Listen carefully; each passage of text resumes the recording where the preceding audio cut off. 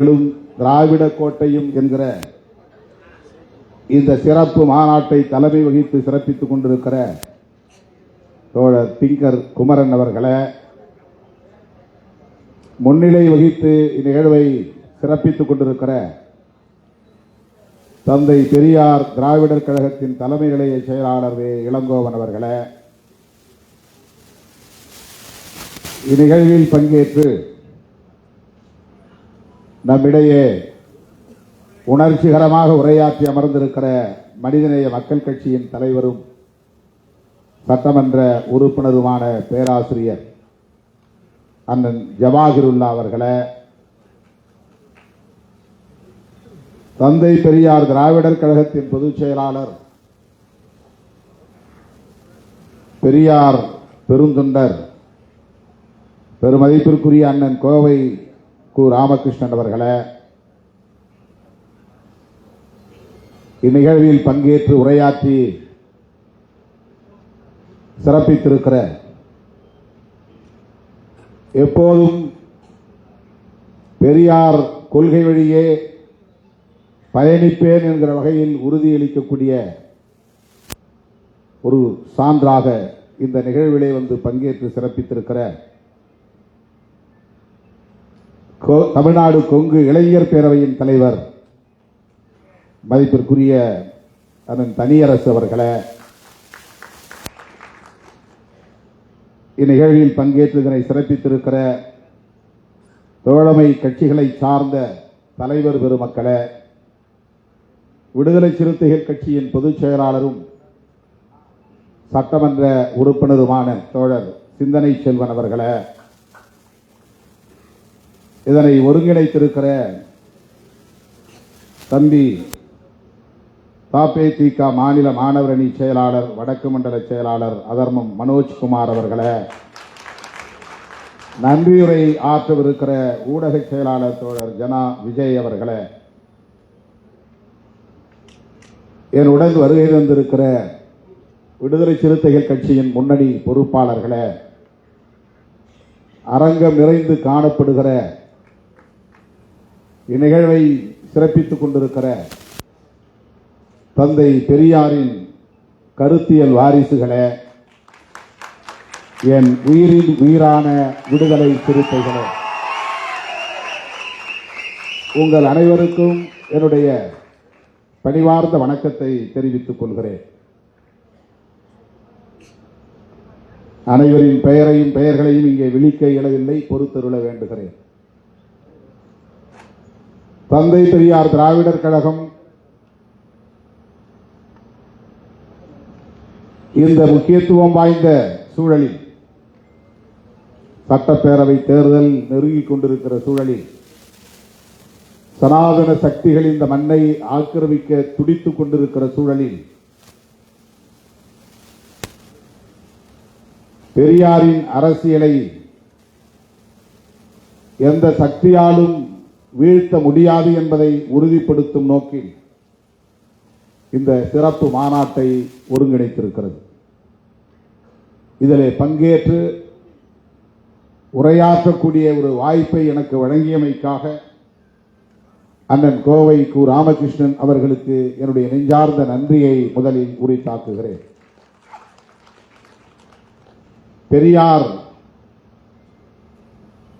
அகில இந்திய அளவில், ஏன் சொல்லப்போனால் அகில உலக அளவில் இன்றைக்கு மிக முக்கியமான ஒரு பேசுபடு பொருளாக விளங்குகிறார். அவர் எந்த அதிகாரத்திலும் இருந்ததில்லை. ஆட்சி அதிகார பீடத்தில் அமராமலேயே ஆட்சியில் இருந்தவர்களால் இருப்பவர்களால் வெகுவாக பேசப்படுகிற ஒரு பேராளுமையாக விளங்குபவர் தந்தை பெரியார். புரட்சியாளர் அம்பேத்கர் அவர்கள் கூட மிக பெரும் பொறுப்புகளில் இருந்திருக்கிறார். இந்திய ஆட்சி அதிகார பீடத்தில் அதிகாரம் வாய்ந்த பொறுப்பிலே இருந்து பணியாற்றி இருக்கிறார். அரசியல் நிர்ணய சபை உறுப்பினராக தேர்ந்தெடுக்கப்பட்டு அச்சபையில் அரசமைப்பு சட்டத்தை எழுதுவதற்கான குழுவின் தலைவராகவும் பொறுப்பேற்று பணியாற்றி இருக்கிறார். அப்படி புரட்சியாளர் அம்பேத்கர் அவர்களைப் போல அரசியல் தளத்தில் ஆட்சி அதிகாரத்தில் எந்த பொறுப்பையும் வகிக்காமல் இன்றைக்கு மிகப்பெரிய தாக்கத்தை அரசியல் களத்தில் ஏற்படுத்தி வருபவர் தந்தை பெரியார். அதுவே அவருக்குள்ள பெரும் சிறப்பு, அரும் சிறப்பு. ஒரு வார்டு கவுன்சிலராக கூட அவர் ஆக வேண்டும் என்று விரும்பியதில்லை. தமிழ்நாட்டின் முதலமைச்சராக பொறுப்பேற்கக்கூடிய அளவுக்கான சூழலும் அவரை தேடி வந்தது. ஆனாலும் அதை விரும்பவில்லை. அப்படி அதிகார வேட்கை இல்லாத ஒருவர் பதவிக்காக பொது வாழ்க்கைக்கு வந்து ஆசை வார்த்தைகளை பேசி அரசியல் செய்ய வேண்டும் என்கிற நோக்கம் இல்லாத ஒருவர் சாதிய அமைப்பால் பஞ்சமர்களைப் போல எந்த இழிவையும் அவமானத்தையும் சந்திக்காமல் சாதியை ஒழிக்க வேண்டும் என்று போராடிய ஒருவர் தந்தை பெரியார் மட்டும்தான். இது இந்திய அரசியலில் அவருக்குள்ள தனி சிறப்பு. அவர் செல்வந்தர் குடும்பத்தில் பிறந்தவர். ஓரளவுக்கு தகுதி, இந்து சமூக கட்டமைப்பிலே தகுதி உண்டு என்கிற ஒரு சாதிய அடையாளத்தோடு பிறந்தவர். அதாவது தமிழகத்தில் தொட்டால் தீட்டு, கண்டால் தீட்டு என்கிற நிலையில் உள்ள சமூக அடையாளம் அவருக்கு இல்லை. சமூகத்தில் அவருக்கு மதிப்புண்டு என்கிற அளவுக்கான ஒரு சமூக அடையாளம், நாயக்கர் என்கிற சமூக அடையாளம். ஆகவே அவருக்கு எந்த இடத்திலும் கோவிலிலே நுழையக்கூடாது, குளத்திலே இறங்கக்கூடாது, செருப்பு அணியக்கூடாது என்கிற நெருக்கடிகள் இல்லை, கட்டுப்பாடுகள் இல்லை, அவமானங்கள் இல்லை, அவமதிப்புகள் இல்லை. அப்படிப்பட்ட ஒரு சமூக தகுதியுள்ள குடும்பத்தில் பிறந்தவர், பொருளாதார வசதி படைத்த குடும்பத்தில் பிறந்தவர், பல கோவில்களில் தர்மகர்த்தா பொறுப்பை வகித்த தந்தைக்கு மகனாக பிறந்தவர். இப்படிப்பட்ட சோசியல் ஸ்டேட்டஸ், சமூக தகுதி அவருக்கு உண்டு. அவர் விரும்பியிருந்தால் அந்த வாழ்வே சுகமானது என்று அப்படியே வாழ்ந்திருக்க முடியும். இன்னும் பொருளாதாரத்தை மேம்படுத்திக் கொள்வதற்கான தொழிலை, வணிகத்தை நாடி சென்றிருக்க முடியும். நிலகுலங்களும் அவருக்கு ஏராளம் இருந்தன. ஒரு நிலக்கிழார் குடும்பத்திலும் பிறந்தவர். அப்படிப்பட்ட ஒருவர் தனது இறுதி மூச்சு வரையில் பொது வாழ்விலே தன்னை ஒப்படைத்துக் கொண்டார் என்றால் அவருடைய உழைப்பையும் ஈகத்தையும் ஒருவன் உள்நோக்கத்தோடு கொச்சைப்படுத்துகிறான் என்றால் அவன் இந்த மண்ணில் தமிழனாக வாழ தகுதியற்றவன், மனிதனாக வாழ தகுதியற்றவன் என்றுதான் நாம் புரிந்து கொள்ள வேண்டும். அவருடைய உழைப்பை சந்தேகப்படுவது, அவருடைய நோக்கத்திற்கு களங்கம் விளைவிக்கக்கூடிய வகையில் கற்பிதமான கருத்துக்களை, அவதூறுகளை பரப்புவது மிகவும் அற்பமான ஒரு அரசியல். பொது வாழ்க்கைக்கு வரக்கூடிய பலர் ஏன் 199.99 விழுக்காடு பதவி ஆசை, ஆட்சி அதிகாரத்தின் மீது வேட்கை, அதன் மூலம் கிடைக்கிற புகழ்,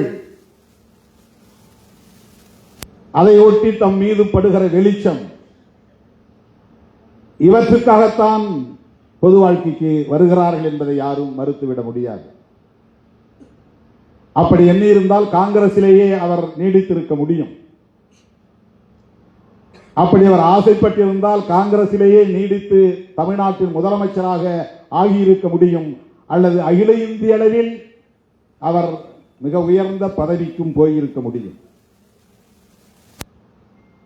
ஆனால் காங்கிரஸ் கட்சியில் நிலவுகிற சனாதன தர்ம அடிப்படையிலான பாகுபாட்டை எதிர்த்து அதிலிருந்து வெளியேறியவர் தந்தை பெரியார்.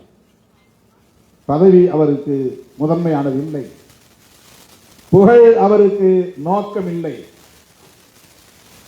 பிறப்பின் அடிப்படையில் உயர்வு தாழ்வை இங்கே நியாயப்படுத்தக்கூடிய வகையிலான அரசியல் இயக்கங்களும் இருக்கின்றனவா என்கிற நிலையில் அவர் அதிர்ச்சி அடைந்து காங்கிரசுக்குள் நிலவுகிற இந்த பாகுபாட்டை காங்கிரஸ் தலைவர்களால் ஒழிக்க முடியாது என்பதை உணர்ந்து அதிலிருந்து வெளியேறியவர். காங்கிரஸை ஒழித்து கட்டாமல் விடமாட்டேன் என்று உறுதி எடுத்துக் கொண்டு களமிறங்கியவர் தந்தை பெரியார். அதற்கு ஒரே நோக்கம்தான், சாதியின் பெயரால் அல்லது வர்ணாசிரமத்தின் பெயரால் இந்த சமூகத்தில் நிலவுகிற உயர்வு தாழ்வு என்கிற பாகுபாட்டை எதிர்ப்பது என்பது மட்டும்தான் நோக்கம். பெரியாரை இந்த கோணத்திலிருந்து மட்டும்தான் பார்க்க வேண்டும், புரிந்து கொள்ள வேண்டும். அவருடைய இறுதி மூச்சு வரையில் அவருடைய ஒற்றை நோக்கம், ஒற்றை இலக்கு சாதி ஒழிப்பு என்பதை நாம் புரிந்து கொள்ள வேண்டும். சாதியை ஒழிக்க வேண்டும் என்பதற்காக பொது வாழ்க்கைக்கு வந்த தலைவர்கள் இந்தியாவில் அரசியல் களத்தில் இரண்டே தலைவர்கள் தான். ஒருவர் புரட்சியாளர் அம்பேத்கர், இன்னொருவர் தந்தை பெரியார். அவர் அரசியல் இயக்கம் கண்டார், அரசியல் களத்தில் பணியாற்றினார், மத்திய அமைச்சர் என்கிற அளவுக்கு உயர் பொறுப்பில் இடம் வகித்தார். ஆனாலும் ஜாதி ஒழிப்பு என்பதுதான் அவருடைய இறுதி இலக்காக இருந்தது. புரட்சியாளர் அம்பேத்கருடைய அணுகுமுறை அனைத்தும் சாதியை ஒழிப்பதற்கான செயல் திட்டங்களை கொண்டதாகவே இருந்தது. அப்படி தேர்தல் அரசியலில், நாடாளுமன்ற ஜனநாயகத்தில் ஈடுபாடு கொள்ளாமலேயே ஜாதியை ஒழிக்க வேண்டும் என்பதற்காக தன்னை முழுமையாக ஒப்படைத்துக் கொண்ட மாசற்ற தலைவர் தந்தை பெரியார். அவரை போய் அவர் தெலுங்கர், அதனால்தான் கன்னடர், அவர் கன்னடர், அதனால்தான் அவர் தமிழர் என்கிற உணர்வு இங்கே வெகுண்டிட விடாமல் தடுத்தார். திராவிடர் என்று தமிழர் என்கிற அடையாளம் அழிக்கப்படக்கூடிய வகையிலே திராவிடர் என்ற சொல்லாடலை கையாண்டார். திராவிடம் என்கிற அரசியலை கையில் எடுத்தார். அதனால்தான் தமிழர்கள் இங்கே பின்னுக்கு தள்ளப்பட்டார்கள், தமிழர்கள் ஒடுக்கப்பட்டார்கள், தமிழர்கள் சுரண்டப்பட்டார்கள் என்று உள்நோக்கம் கற்பிப்பது அப்பட்டமான அற்ப அரசியல். இதைவிட வேறு எதையும் நாம் சொல்ல முடியாது. மிக கேவலமான ஒரு அரசியல். தந்தை பெரியாருடைய சிந்தனைகளை சந்தேகப்படுவது, அவருடைய நோக்கங்களுக்கு உள்நோக்கம் கற்பிப்பது, அவரை தெலுங்கர் என்றோ கன்னடர் என்றோ அடையாளப்படுத்துவது ஒன்று அரசியல் அறியாமையாக இருக்க வேண்டும், அல்லது அவர்கள் பார்ப்பனர்களின் கைக்கூலிகளாக இருக்க வேண்டும் என்பதை தவிர வேறு எந்த அடிப்படையும் இருக்க வாய்ப்பில்லை. அவருக்கு சாதியை ஒழிக்க வேண்டும் என்கிற தேவை எங்கிருந்து வந்தது? அம்பேத்கர் சொல்லுவதிலே ஒரு பொருள் இருக்கிறது, திருமாவளவன் சொல்லுவதிலே ஒரு பொருள் இருக்கிறது. தந்தை பெரியார் ஏன் சாதியை ஒழிக்க வேண்டும் என்று சொன்னார்?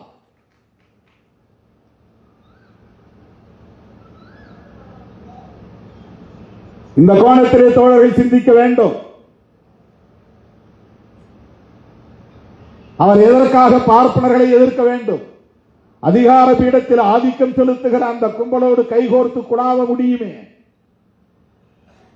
அவர்களோடு சேர்ந்து ஆனந்த கூத்தாட முடியுமே, பதவிகளில் அமர்ந்து பட்டங்களை சுமந்து திரிய முடியுமே. ஆனால் ஏன்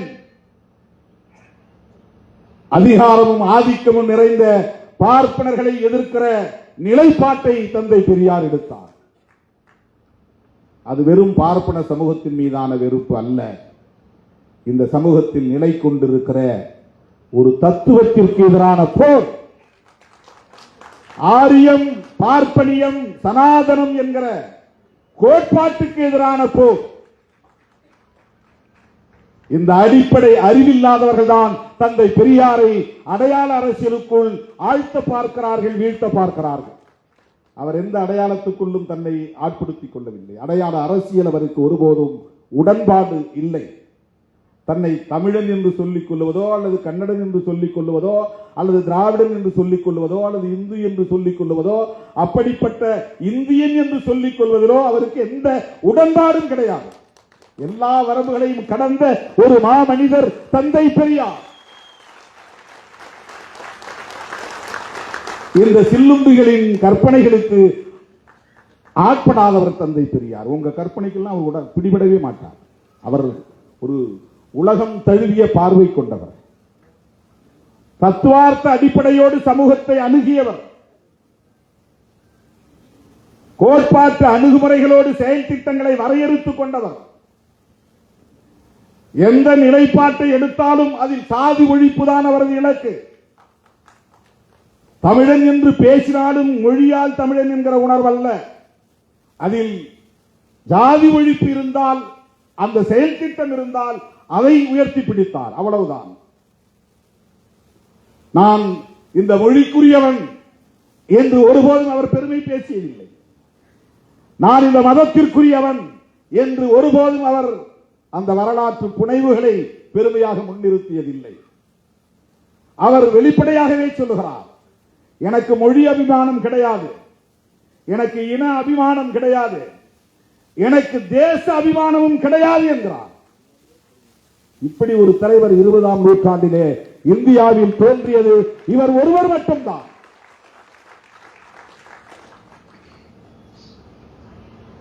புரட்சியாளர் அம்பேத்கர் அவர்கள் அப்படிப்பட்ட அரசியலுக்குள்ளே அவர் நுழையவில்லை.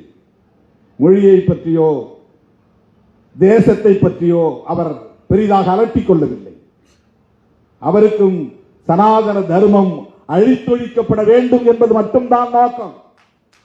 பெரியார் அம்பேத்கரை தேடியதும் அம்பேத்கர் பெரியாரை தேடியதும் இந்த ஒரு புள்ளியில் தான், இந்த ஒற்றை புள்ளியில் தான். அம்பேத்கர் என்ன மொழி அடிப்படையிலே பெரியாருக்கு உறவினரா என்ன?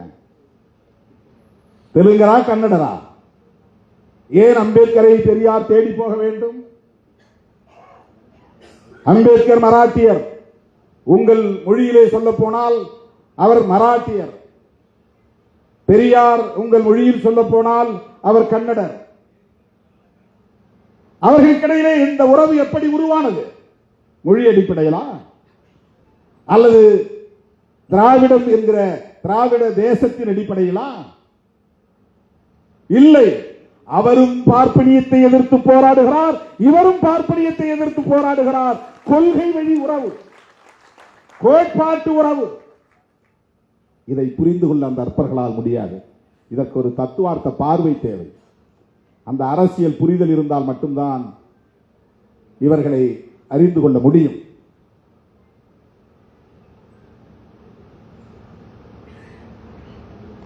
தந்தை பெரியார் திராவிடம் என்கிற ஒரு அரசியலை இங்கே முன்னிறுத்தியதற்கு காரணம் அவர் தமிழர் அல்லாதவர் என்று வியாக்கியானம் விளக்கம் சொல்லுகிறார்கள். திராவிடம் என்பது நிலப்பரப்பையும் குறிக்கும். திராவிடம் என்பது மொழி அடையாளத்தையும் குறிக்கும்.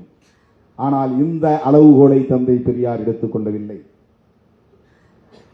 ஐக்கியமாக அமைப்புகளை ஒருங்கிணைப்பதற்கு சென்னை மாகாணத்தில் உள்ள அனைவரும் தமிழ், மலையாளம், தெலுங்கு, கன்னடம், ஒடியா போன்ற மொழிகளை பேசக்கூடியவர்கள், சென்னை மாகாண எல்லைக்குட்பட்டவர்கள், அதை அண்டை பகுதியில் உள்ள சில இந்த மொழிகளை பேசக்கூடிய மக்கள், இவர்களை திராவிடர்கள் என்று அவர் அடையாளப்படுத்தியது கூட வட இந்தியர்களின் ஆதிக்கத்தை எதிர்ப்பதற்கு இது பயன்படும் என்கிற அடிப்படையில் தானே தவிர மொழி அடிப்படையில் அல்ல. மொழி அடிப்படையில் அல்ல. அவர் ஒரே நேரத்தில் இரண்டு எதிரிகளை முன்னிறுத்துகிறார். ஒன்று வட இந்தியர்களின் ஆதிக்கம், வடவர் ஆதிக்கம், அதை எதிர்க்க வேண்டும். இரண்டு, இந்தியா முழுவதும் ஆக்கிரமித்திருக்கிற சனாதன தர்மத்தை அழித்தொழிக்க வேண்டும். சனாதன தர்மத்தை அழிப்பதற்கு அவர் செயல் திட்டங்களை வரையறுக்கிற போது அதற்கு அடிப்படையான தத்துவம் என்ன, அதை பின்பற்றக்கூடியவர்கள் யார், அதை கட்டி காப்பாற்றக்கூடியவர்கள் யார், அதனால் பயன்பெறக்கூடியவர்கள் யார் என்று பார்க்கிற போது அதனால் பெரும் பயன் அடையக்கூடியவர்கள் ஆரியர்களும் பிராமணர்களும். ஆரியர்களும் பிராமணர்களும் ஒன்று என்று நாம் கருதுவோம். பிராமணர்கள் உள்ளடங்கிய ஆரிய இனம் என்பது பரந்தது. ஆரியர்கள் என்றால் பார்ப்பனர்களை மட்டும் குறிக்காது. பார்ப்பனர்களும் ஆரியர்கள், பார்ப்பனர் அல்லாத பனியாக்களும் ஆரியர்கள் என்றுதான் தங்களை அடையாளப்படுத்திக் கொள்கிறார்கள். இன்னும் சொல்ல போனால் இஸ்லாமியர்கள் கூட ஈரானில் இருந்து வந்தவர்கள் இன்றைக்கு பார்சி மதத்தை எங்கள் மதம் என்று சொல்லிக் கொள்ளக்கூடிய அந்த பெர்சியன்ஸ், அவர்களும் தங்களை ஆரியர்கள் என்றுதான் சொல்லிக் கொள்கிறார்கள். வைசியர்களும் கூட, சில வைசியர்கள், வட இந்தியாவை சார்ந்த வைசியர்களும் தங்களை ஆரியர்கள் என்றே சொல்லிக் கொள்கிறார்கள். ஜெர்மானிய நாட்டை சார்ந்த ஹிட்லரும் கூட ஆரியன் தான். ஜெர்மானிய நாட்டை சார்ந்தவர்களும் ஆரியர்கள் தான். ஆகவே ஆரியர்கள் என்பது ஒரு பரந்த ரேஷியல் குரூப். திராவிடியன் என்பது ஒரு ரேஸ், ஆரியன் என்பது ஒரு ரேஸ். இந்தியாவில் இரண்டு மனித இன வகை உள்ளன. திராவிடர்கள் என்றால் ஆரியர் அல்லாத அனைவரும் திராவிடர்கள் தான். ஆரியர்கள், பிராமணர்கள் உள்ளிட்ட ஆரியர்கள் அனைவரும் ஆரியன் ரேஸ். திராவிடர்களில் பல மொழி பேசக்கூடியவர்கள் இருக்கிறார்கள். அப்படி பார்த்தால் பிராமணர்களும் தமிழ் பேசக்கூடிய பிராமணர்கள் இங்கே உண்டு. ஆகவேதான் மொழி அடிப்படையில் ஒரு ஐக்கியத்தை கட்டுவது பார்ப்பனர்களையும் உள்வாங்கக்கூடிய நிலை ஏற்பட்டுவிடும் என்கிற அச்சம் தந்தை பெரியாருக்கு இருந்தது. எந்த இடத்திலும் பார்ப்பனர்களை தனிமைப்படுத்த வேண்டும், அந்நியப்படுத்த வேண்டும், பார்ப்பனர் அல்லாத சமூகத்தினரை ஐக்கியப்படுத்த வேண்டும் என்பது மட்டுமே அவருடைய செயல் திட்டமாக இருந்தது. அதனால்தான் நான் பிராமின் மூவ்மெண்ட், பார்ப்பனர் அல்லாதார் இயக்கம். மேலோட்டமா பார்த்தா பார்ப்பனர்கள் ரொம்ப சிறுபான்மை தானே, அவங்களுக்கு எதிராக ஏன் பெரியார் அப்படி சிந்தித்தார், அவங்களை தனிமைப்படுத்தலாமா? இப்ப அவங்கள சிறுபான்மை மக்களை அப்படி தனிமைப்படுத்தி அந்நியப்படுத்தி அவர்களுக்கு எதிரான துவேஷத்தை, வெறுப்பை விதைப்பது எந்த வகையிலே நியாயம் என்று கேட்கலாம். அவர்கள் 3% தான். ஆனால் அவர்களின் ஆதிக்கம் அகில இந்தியா முழுமைக்கும் அனைத்து துறைகளிலும் இருந்தது. அதற்கு எது சாதகமாக இருந்தது என்றால், எண்ணிக்கையில் அவர்கள் மிகவும் சிறுபான்மையினராக இருந்தாலும் அவர்களுக்கான பாதுகாப்பை உறுதிப்படுத்துவது இந்த மண்ணில் நிலைப்படுத்தப்பட்டிருக்கிற சனாதன தர்மம் தான், அல்லது பார்ப்பனிய தர்மம் தான், அல்லது மனு தர்மம் தான், அல்லது வர்ணாசிரம தர்மம் தான். இதை கண்டு வந்தவர் தந்தை பெரியார். ஆகவே பார்ப்பனர்களை அந்நியப்படுத்துவது, தனிமைப்படுத்துவது என்கிற துணிச்சலான முடிவை 20ஆம் நூற்றாண்டிலே உயர்த்தி பிடித்தவர் தந்தை பெரியார்.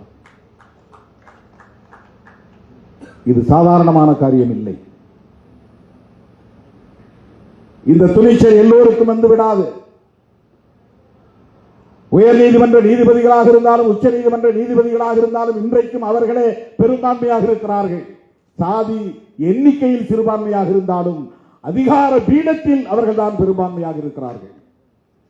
உச்ச நீதிமன்ற நீதிபதிகளில் எத்தனை பேர் ஓபிசி? எஸ்சி எஸ்டி விடுங்க, எத்தனை பேர் ஓபிசி? மோடியின் கைகளை உயர்த்தி பிடிக்கிற சாதி இந்து அடையாளம் உள்ள தலைவர்களை பார்த்து கேட்கிறேன். திரு எடப்பாடி பழனிசாமி அவர்களை பார்த்து கேட்கிறேன். தமிழ்நாட்டிலே தேசிய ஜனநாயக கூட்டணியின் ஆட்சி மலரும் என்று சொல்லுகிறீர்களே, அதற்கு பொருள் என்ன? பாரதிய ஜனதாவின் ஆட்சி மலரும் என்றுதானே பொருள். அது உங்களால் புரிந்து கொள்ள முடிகிறதா இல்லையா? திமுக தலைமையிலான கூட்டணியை நாங்கள் திமுக கூட்டணி என்றோம். அதிமுக தலைமையிலான கூட்டணியை நீங்கள் தேசிய ஜனநாயக கூட்டணி என்கிறீர்கள்.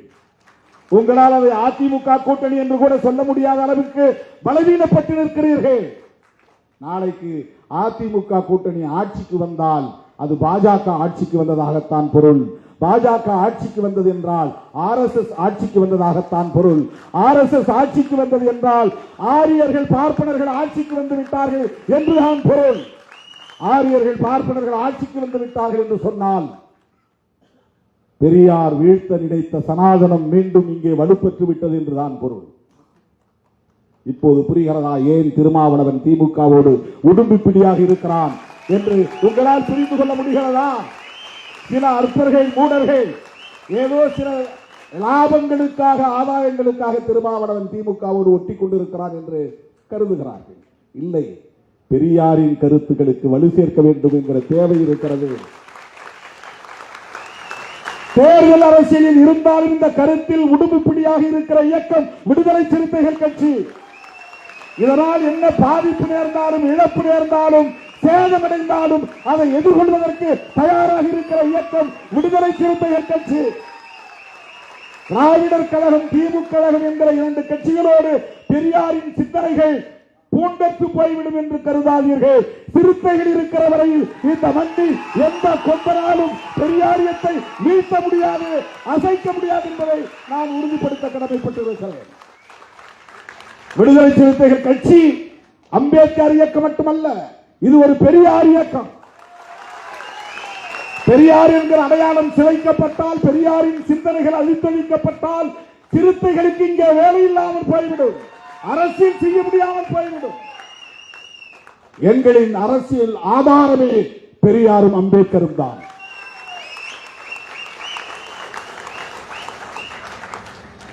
அந்த அரசியலுக்கு வேட்டு வைக்க பார்க்கிறார்கள்.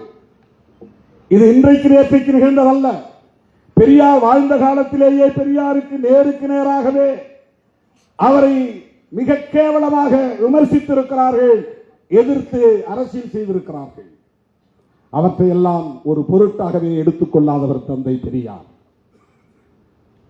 ஒரு சூத்திரன் பெரியார் மொழியில் சொன்னால், ஒரு OBC இன்றைய மொழியில் சொன்னால் அதர் பேக்வர்ட் கம்யூனிட்டி. கடலூரில் அவர் பேசிக் கொண்டிருந்த போதே மலத்தை எடுத்து அவர் மீது வீசினான். தன் மீது மனித கழிவு வீசப்பட்டது என்பதை தெரிந்தும் கூட அதனால் ஆத்திரப்படாத தந்தை பெரியார், கோட்டம் கலைந்துவிடக் கூடாது, தன் உரை பாதியிலேயே நின்றுவிடக் கூடாது என்கிற பொறுப்புணர்வோடு தன் உடையில் போர்த்தியிருந்த ஜமுக்காலம் அந்த போர்வையை கொண்டு அந்த மலத்தை நரகளை மூடிக்கொண்டு பிறகு அரை மணி நேரம் பேசியிருக்கிறார். அவர்தான் பெரியார். பேசி முடித்த பிறகுதான் தன் மீது நரகள் வீசப்பட்டது என்பதை அவர் மற்றவர்களுக்கு சொல்லி இருக்கிறார். செருப்படுத்தி வீசியிருக்கிறார்கள், அழுகிய முட்டைகளை கொண்டு வீசியிருக்கிறார்கள். இவற்றையெல்லாம் எந்த பார்ப்பனரும் செய்யவில்லை. பார்ப்பனர்களின் ஏவலாட்களாக இந்த பிற்படுத்தப்பட்ட மிகவும் பிற்படுத்தப்பட்ட சமூகத்தில் பிறந்த சகோதரர்கள் தான், பெரியார் மொழியில் சொல்ல போனால் சூத்திரர்கள் தான் அவருக்கு எதிராக இந்த நடவடிக்கைகளை எல்லாம் செய்திருக்கிறார்கள். அரசியல் ரீதியாக சிலம்பு செல்வர் என்று போற்றப்பட்ட மாப்போசி அவர்களை முன்னிறுத்தி பெரியாருக்கு எதிரான அரசியலை செய்ய வைத்தார்கள். யார் செய்தது? இன்றைக்கு இருக்கிற விகடன் குழுமம் அன்றைக்கும் இருந்தது. அவர்கள் பெரியாருக்கு எதிரான அரசியலை செய்தார்கள். P.T. கிருஷ்ணமாச்சாரி, கல்கி கிருஷ்ணமூர்த்தி, இந்த பெரியவர்கள் எல்லாம் பெரியாருக்கு எதிரான அரசியலை மாப்போசியை கொண்டு செய்தார்கள். மாப்போசியின் பிள்ளை இன்றைக்கு அப்படியே செய்கிறது. யார் என்று உங்களுக்கு தெரியும். அதே வழியில் தான் அவர், அதே திசை வழியில் தான் அவர் பயணிக்கிறார். அண்ணன் திருமாவளவனும் பெரியார் தான் என்று சொன்னால் திருமாவளவன் மயங்கி விடுவான் என்று கருதுகிறார்கள். அல்லது திருமாவளவனை ஆதரிப்பவர்கள் மயங்கி போவார்கள் என்று யாரோ சொல்லி தந்திருக்கிறார்கள். திருமாவளவனும் திருமாவளவனோடு களமாடக்கூடிய எந்த தோழனும் அவ்வளவு எளிதாக இலகுவாக இந்த மாய்மால வித்தைகளுக்கு ஒருபோதும் மயங்கிவிட மாட்டார்கள் என்பதை நான் பதிவு செய்ய விரும்புகிறேன். நாங்கள் வெறும் வாக்கு வங்கிக்காக அரசியல் செய்யவில்லை, சில தொகுதிகளுக்காக நாங்கள் அரசியல் செய்யவில்லை, அதிகார தேடலுக்காக நாங்கள் அரசியல் செய்யவில்லை. புரட்சியாளர் அம்பேத்கரும் தந்தை பெரியாரும் கண்ட கனவை நனவாக்குவதற்காகத்தான் விடுதலை சிறுத்தைகள் களத்தில் இருக்கிறோம்.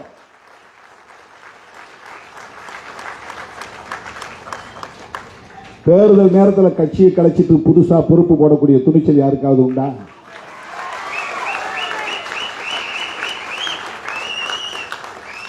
மாவட்ட செயலாளர்கள் எல்லா கட்சியிலும் ஒரு ரெவன்யூ மாவட்டத்துக்கு ஒருத்தர் 2 பேர் தான். இந்தியாவுக்கே வழிகாட்டக்கூடிய வகையில் ஒரு சட்டமன்ற தொகுதிக்கு ஒரு மாவட்ட செயலாளர், 234 மாவட்ட செயலாளர்களை அறிவித்துவிட்டு வந்து நான் மேடையிலே நிற்கிறேன். ஒரு சட்டமன்ற தொகுதி தான் உனக்கு போய் வேலை செய்ய தொகுதி மாவட்ட செயலாளர். எங்களுக்கு நிலப்பரப்பு குறைஞ்சு போச்சு அப்படின்னு சிலருக்கு அதிருப்தி இருக்கலாம். என்னை விட கீழான நிலையில் இருந்தவனா நீங்க மாவட்ட செயலாளர் ஆக்கிட்டீங்க என்று சில பேருக்கு வருத்தம் இருக்கலாம். ஆனால் என்னை ஏற்றுக்கொண்ட தோழர்கள் ஒருபோதும் இதற்காக வெளியேற மாட்டார்கள், விலக மாட்டார்கள். தொடக்கத்திலிருந்து நான் முதலாக இந்த இயக்கத்தின் தலைமை பொறுப்பை ஏற்ற நாளில் இருந்து புரட்சியாளர் அம்பேத்கரோடு தந்தை பெரியாரின் திருவுருவப் படத்தையும் பொறித்து துண்டறிக்கைகளை விநியோகித்து ஒவ்வொரு சேரிக்கும் கொண்டு போய் சேர்த்தவன் திருமாவளவன். இன்றைக்கு நேற்றுக்கல்ல, அப்ப நான் தேர்தல் பாதையை கூடாதுன்னு சொன்ன காலம், 10 ஆண்டு காலம் தேர்தல் பாதை வேண்டாம் என்று அரசியல் செய்த நேரத்தில் பெரியாரை, புரட்சியாளர் அம்பேத்கரை, இருவரும் ஆசான்களை கொள்கை ஆசான்கள் என்று பிரகடனம் செய்தவன் திருமாவளவன். பல பேர் விமர்சனம் செய்தார்கள், நாம் அதை ஒரு பொருட்டாக எடுத்துக் கொள்ளவில்லை. அதே அடிப்படையில் தான் இன்றைக்கும் நாங்கள் இயங்கிக் கொண்டிருக்கிறோம். திராவிடம் என்கிற சொல் நிலப்பரப்பை குறிக்கும், அது ஒரு பார்வை. மொழிகளை அடையாளப்படுத்தும், அது ஒரு பார்வை. அதைவிட முக்கியமானது பெரியார் பார்வை என்னவென்றால் கருத்தியலை அடையாளப்படுத்தும் என்பதுதான், ஐடியாலஜிக்கல் ஐக்கன். திராவிடம் என்பதை பெரியார் பார்வை கொண்டு ஒரு கருத்தியலாகத்தான் அணுக வேண்டும். திராவிடத்தை வெறும் நிலப்பரப்பாகவோ, திராவிடத்தை வெறும் மொழி அடையாளமாகவோ பார்ப்பவனுக்கு பெரியாரை புரிந்து கொள்ள முடியாது. என்றைக்கு அவர் தெலுங்கர் என்கிற பற்று கொண்டு தெலுங்கர்களுக்காக பேசியிருக்கிறார், அல்லது கன்னடர் என்கிற பற்று கொண்டு கன்னடர்களுக்காக பேசியிருக்கிறார், தமிழர்களுக்காக யாரும் போராட முன்வரவில்லை என்பதனால் நான் அந்த சுமையை என் தோளில் போட்டுக் கொண்டு திரிகிறேன் என்று சொன்னவர் தந்தை பெரியார். நீங்க சொல்ற எவனும் தமிழர்களுக்காக போராட முன்வரவில்லை. பெரியார் மட்டும்தான் தியாகம் செய்தாரா, அவர் இல்லையா, இவர் இல்லையா என்றெல்லாம் கேள்வி எழுப்புகிறார்கள். அப்படி பார்த்தால் அண்ணன் பிரபாகரனோடு எத்தனையோ போராளிகள் உயிரிழந்திருக்கிறார்கள், ஈகம் செய்திருக்கிறார்கள். ஆனால் நாம் ஏன் பிரபாகரன் அவர்களை மட்டும் உயர்த்தி பிடிக்கிறோம்? அதுதான் அரசியல். பிரபாகரன் என்கிற அந்த மாமனிதரை, மேதகு அண்ணன் பிரபாகரன் அவர்களை சொன்னால் ஆயிரக்கணக்கான லட்சக்கணக்கான போராளிகளையும் குறிக்கும், அவ்வளவுதான். பெரியாரை சொன்னால் அதற்குள்ளே எல்லா போராளிகளும் அடக்கம். மொழிக்காக போராடியவர்கள், இன உரிமைகளுக்காக போராடியவர்கள், இந்தியை எதிர்த்து ஈகம் செய்தவர்கள், ஆரியத்தை பார்ப்பனியத்தை எதிர்த்து களமாடியவர்கள், இலக்கிய தலங்களில் பணியாற்றியவர்கள், அத்தனை பேரையும் குறிக்கும். வீம்புக்கு வரட்டுவாதம் செய்கிறார்கள். அதற்கு என்ன காரணம் என்றால் பெரியார் என்கிற அடையாளம் தான் உத்தரப்பிரதேசத்திலும் தாக்கத்தை ஏற்படுத்துகிறது, பீகாரிலும் தாக்கத்தை ஏற்படுத்துகிறது, அகில இந்திய அளவிலும் உலக அளவிலும் இன்றைக்கு சுயமரியாதை குறித்த விவாதம் இன்றைக்கு உயர்த்தி பிடிக்கப்படுகிறது.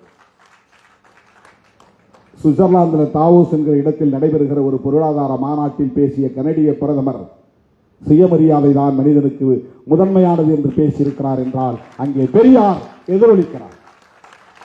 அரசியல் களத்தில் சுயமரியாதையை ஒரு பேசுவிடும் பொருளாக்கியவர் ஒரு விவாதத்திற்குரிய கோட்பாடாக மாற்றியவர். செல்ஃப் ரெஸ்பெக்ட் என்கிற இந்த சொற்றொடரை அரசியல் அரங்கில் புழக்கத்திற்கு கொண்டு வந்தவர், அறிமுகப்படுத்தியவர் தந்தை பெரியார். தோழர்களே, திராவிடம் என்பதை வெறும் மொழி அடையாளமாகவோ நிலப்பரப்பு என்கிற அடையாளமாகவோ தந்தை பெரியார் பார்க்கவில்லை. அது மதராஸ் மாகாணமாக இருந்த காலம். பிரிட்டிஷார் ஆட்சியில் இருந்தபோது Madras presidency, Bombay presidency, Kolkata presidency, central provinces, united provinces, இப்படி இந்தியாவில் பல மாகாணங்கள் பிரிட்டிஷ் ஆட்சி எல்லைக்குட்பட்ட பகுதிகள் இருந்தன. அதுதான் பிரிட்டிஷ் இந்தியா.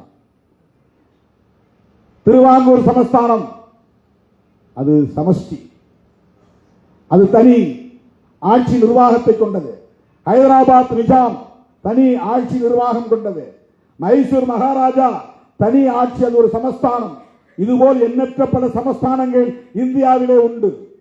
ஜம்மு காஷ்மீரில் சமஸ்தானங்கள் இருந்தன, நூற்றுக்கணக்கான சமஸ்தானங்கள் இருந்தன. அவையெல்லாம் நேரடியாக பிரிட்டிஷ் ஆட்சி எல்லைக்குட்பட்டவை அல்ல. அப்படிப்பட்ட மாகாணங்களில் ஒன்றுதான் மதராஸ் மாகாணம். அந்த மதராஸ் மாகாணத்திற்குள் அப்போது ஆட்சி எல்லைக்குள்ளே இருந்த மக்கள் தெலுங்கு பேசினார்கள், மலையாளம் பேசினார்கள், தமிழ் பேசினார்கள், கன்னடம் பேசினார்கள். ஆகவே அவர்கள் ஒரே நிலப்பரப்புக்குள்ளே இருந்ததனால் தமிழ்நாட்டில் அனைத்து துறைகளிலும் அவர்களால் பங்கேற்க முடிந்தது, பங்களிப்பு செய்ய முடிந்தது. நாடு மொழி அடிப்படையில் பிரிந்த பிறகு யாரும் இங்கே தெலுங்கர்கள் குடியேறவில்லை.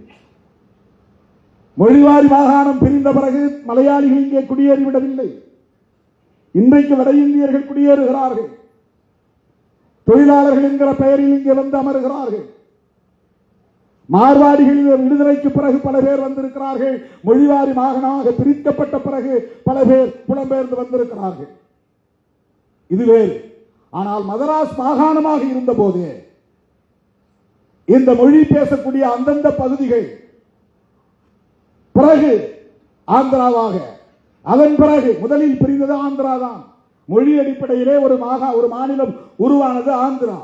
அதன் பிறகுதான் கர்நாடகம், அதன் பிறகுதான் கேரளம். இப்படி மாநிலங்கள் பிரிந்தன. இந்த மாநிலங்கள் பிரிந்து போன எச்சம்தான் திரும்ப சென்னை மாகாணம் என்று அழைக்கப்பட்டது. ஏனென்றால் இது பழைய பேரு சென்னை மாகாணம் தான். வட இந்தியாவுக்கு போனால், டெல்லிக்கு போனால் மதராசி என்று சொன்னால் சென்னையிலிருந்து வந்தவர் என்று பொருள் அல்ல. இந்த பெரிய மாகாண பகுதியில் இருந்து வந்திருக்கிற ஆந்திரனையும் குறிக்கும், அதாவது தெலுங்கனையும் குறிக்கும், கன்னடனையும் குறிக்கும், மலையாளியையும் குறிக்கும், தமிழையும் குறிக்கும். மதராசி தான். மதராசி என்கிற சொல் இத்தனை பேரையும் குறிக்கிற சொல். இவர்கள் பிரிந்து போன பிறகு எஞ்சிய பெயர் சென்னை மாகாணம் என்பது. ஆகவே அதை தமிழ்நாடு என்று பெயர் சூட்ட கோரிக்கைகள் அவ்வப்போது எழுந்தன.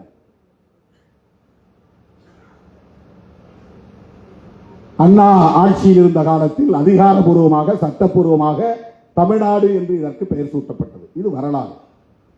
ஆனால் பெரியாரும் அண்ணாவும் கலைஞரும் தமிழர்கள் இல்லை. அதனால்தான் இவர்கள் திராவிடர்கள் என்று தங்களை அடையாளப்படுத்திக் கொண்டார்கள். அதனால்தான் இவர்கள் திராவிடம் என்கிற அரசியலை உயர்த்தி பிடித்தார்கள். அண்ணாவையும் இவர்கள் விட்டு வைக்கவில்லை. அவரும் தெலுங்கு முதலியாராம். ஏன்னா அவங்க அம்மா பேரு பங்காரு அம்மையாராம். பங்காருனாக்க தெலுங்கு மொழி பேசக்கூடியவங்க தான் பேர் வைப்பாங்க. பங்காருனா தங்கம்னு அர்த்தம். தமிழ்ல தங்கம், தெலுங்குல பங்காரு. கலைஞர் ஆந்திராவில் இருந்து அங்க முன்னோர்கள் வந்தாங்களாம். திராவிட தலைவர்கள் அத்தனை பேரையும் மொழி அடிப்படையில் அடையாளப்படுத்துகிறார்கள். அண்ணன் கோவைக்கு ராமகிருஷ்ணன் அவர்களையும் அப்படிதான் மொழி அடிப்படையில் அடையாளப்படுத்துகிறார்கள். ஆனால் தமிழுக்காகவும், தமிழ் ஈழத்திற்காகவும், விடுதலை புலிகளுக்காகவும் அவர் பட்ட பாடு, அவர் சந்தித்த சவால்கள், அவர் சந்தித்த நெருக்கடிகள், இன்னைக்கு பிரபாகரன் அவர்களின் பெயரை உச்சரிக்கக்கூடிய இந்த கற்றுக்குட்டிகளுக்கு தெரியுமா? காட்டு கூச்சலிடும் கற்றுக்குட்டிகளுக்கு கோவைக்கு ராமகிருஷ்ணன் அவர்களின் தியாகம் என்னவென்று தெரியுமா? விடுதலை புலிகள் தோழமை கழகம் என்ற ஒரு இயக்கத்தை ஆரம்பித்த போது இவர்கள் எல்லாம் எங்கிருந்தார்கள் என்று யாருக்கும் தெரியாது. எங்கோ டூயட் பாடிக்கொண்டிருந்தார்கள், எங்கோ ஷூட்டிங் நடத்தி கொண்டிருந்தார்கள். விடுதலை புலிகள் தோழமை கழகம். அப்பதான் நான் அவரை சந்திச்சேன். முதல்ல அண்ணன் வைகோ வீட்டில் தான் சந்திச்சேன். கோவைக்கு ராமகிருஷ்ணன் இவ்வளவு உயர்ந்தால் இவ்வளவு நெடு வளர்ந்துருக்கிறாரு. நான் ஸ்டூடெண்டா போயிருந்தப்பா கையை பிடிச்சி ஒரு வெளியே வரும்போது கையை பிடிச்சி வணக்கம் சொல்லிட்டு, நான் அது மாதிரி சட்டக்கல்லூரி மாணவன் அண்ணன் வைகோவை பார்க்கறதுக்காக ஒரு நிகழ்ச்சிக்கு தேதி வாங்குறதுக்காக வந்திருக்கிறேன் அப்படின்னு சொன்னேன்.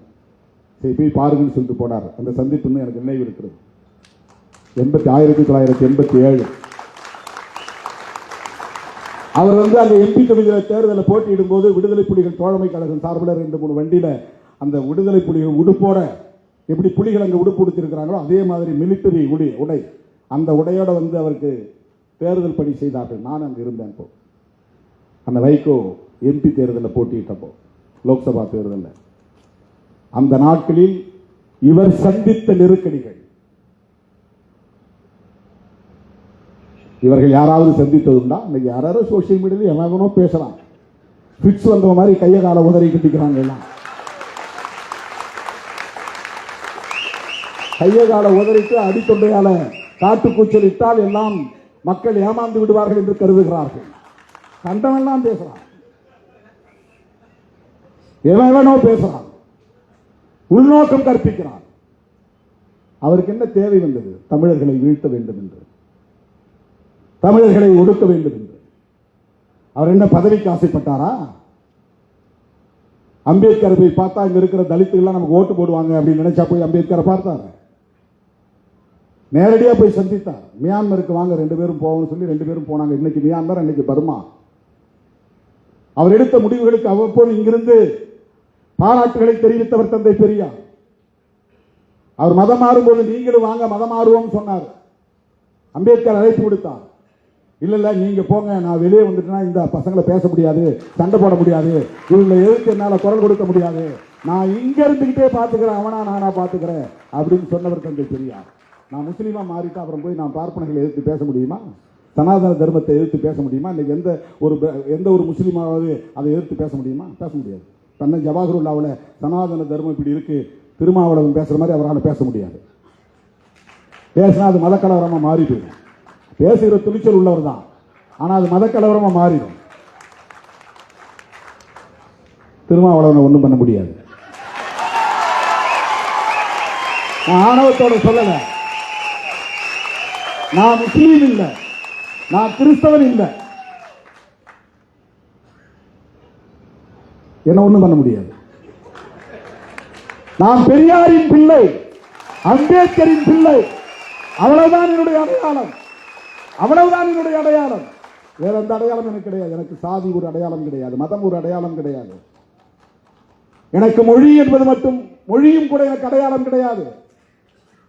ஆனால் மொழி உரிமைக்காக போராடுவேன், அது என்னுடைய கடமை. இன உரிமைக்காக போராடுவேன், அது எனக்கு கடமை. விடுதலை புலிகளை ஆதரிப்பது நான் வெறும் மொழி உணர்வால் அல்ல, இன உணர்வால் அல்ல, சிங்கள பௌத்த பேரினவாதத்தின் ஆதிக்கத்தை எதிர்ப்பதற்காக புலிகளுக்கு நாங்கள் ஆதரவு தெரிவிக்கிறோம். ஒரு தேசிய இன விடுதலைக்கான போராட்டம் என்கிற முறையிலே புலிகளை ஆதரிக்கிறோம். அண்ணன் பிரபாகரன் அவர்களை ஆதரிக்கிறோம். அண்ணன் ஏதோ சொன்னார் என்றான். எனக்கு தெரிஞ்சு என்கிட்ட பேசின மாதிரி மற்றவங்கிட்ட பேசினாரான்னு எனக்கு தெரியாது. 2002 ஒரு முறை 1 மணி நேரத்திற்கு மேலாக அண்ணன் பிரபாகரன் அவர்கள் என்னை அழைத்து பக்கத்தை அமர வைத்துக் கொண்டு அந்த ராணுவ மிடுக்கான உடையோடு அமர்ந்து கொண்டு 1 மணி நேரம் சாதி அரசியல் குறித்து பேசினார். இவருக்கு தான் பேசினாரான்னு ஒரு ஆள் அறிக்கை கொடுத்தான். என்கிட்ட தான் பேசினார். நான் நீங்க தான் சொல்றீங்களா அவர் உயிரோடு இருக்கிறார்னு. உயிரோடு இருந்தா என்னைக்காவது ஒரு நாள் சொல்லுவார், திருமாவளவன் சொன்னது அத்தனை உண்மை, ஒன்றும் புனைவு இல்லை என்பதை சொல்லுவார். என்கிட்ட பேசினார். என்ற முதல் வார்த்தையை கேட்டார், திண்ணியத்தில் வாயில மலத்தை திணிச்சவன் உயிரோட இருக்கிறானான்னு கேட்டார். என்னால் அந்த செய்தியை படிச்சுட்டு 3 நாள் தூங்க முடியல, சாப்பிட முடியல. அவனை எப்படி என்ன விட்டு வச்சிருக்கிறீங்கன்னு கேட்டார். புரட்சியாளன் எந்த மூலையில் இருந்தாலும் அவன் ஒடுக்குமுறைகளுக்கு எதிராக சிந்திப்பான் என்பதற்கு அண்ணன் பிரபாகரன் ஒரு அடையாளம், ஒரு சான்று. அடுத்த கேள்வி கேட்டார், இவ்வளவு மோசமான ஒரு நிலை அங்கே இருந்த போதும் ஒரு அரசியல் கட்சி தலைவர் கூட இதை கண்டித்து அறிக்கை விடவில்லையே, என்ன அரசியல் தமிழ்நாட்டில் நடக்கிறது, எப்படி அவர்களால் இதை சகித்துக் கொள்ள முடிகிறது? இந்த கேள்வியை கேட்டவர் அண்ணன் பிரபாகரன். மதனி அவர்களை காதலித்ததை, அதனால் இருந்த சிக்கலையும், அதனையொட்டி அவர் எடுத்த நடவடிக்கைகளையும் பல நிமிடங்கள் என்னோடு பகிர்ந்து கொண்டார். இதை உங்களை போன்ற ஆட்கள்கிட்ட பேச மாட்டார். நீங்கள் எல்லாம் சனாதனவாதிகள் என்பது அவருக்கு தெரியும். பேச மாட்டார். வேறு யாரோடும் இதை பகிர்ந்திருக்க வாய்ப்பில்லை. என்னிடத்தில் பேசினார். மதிவதனி அவர்களை நான் காதலித்ததால் அவருடைய தந்தையே எங்கள் காதலை ஏற்றுக்கொள்ளவில்லை.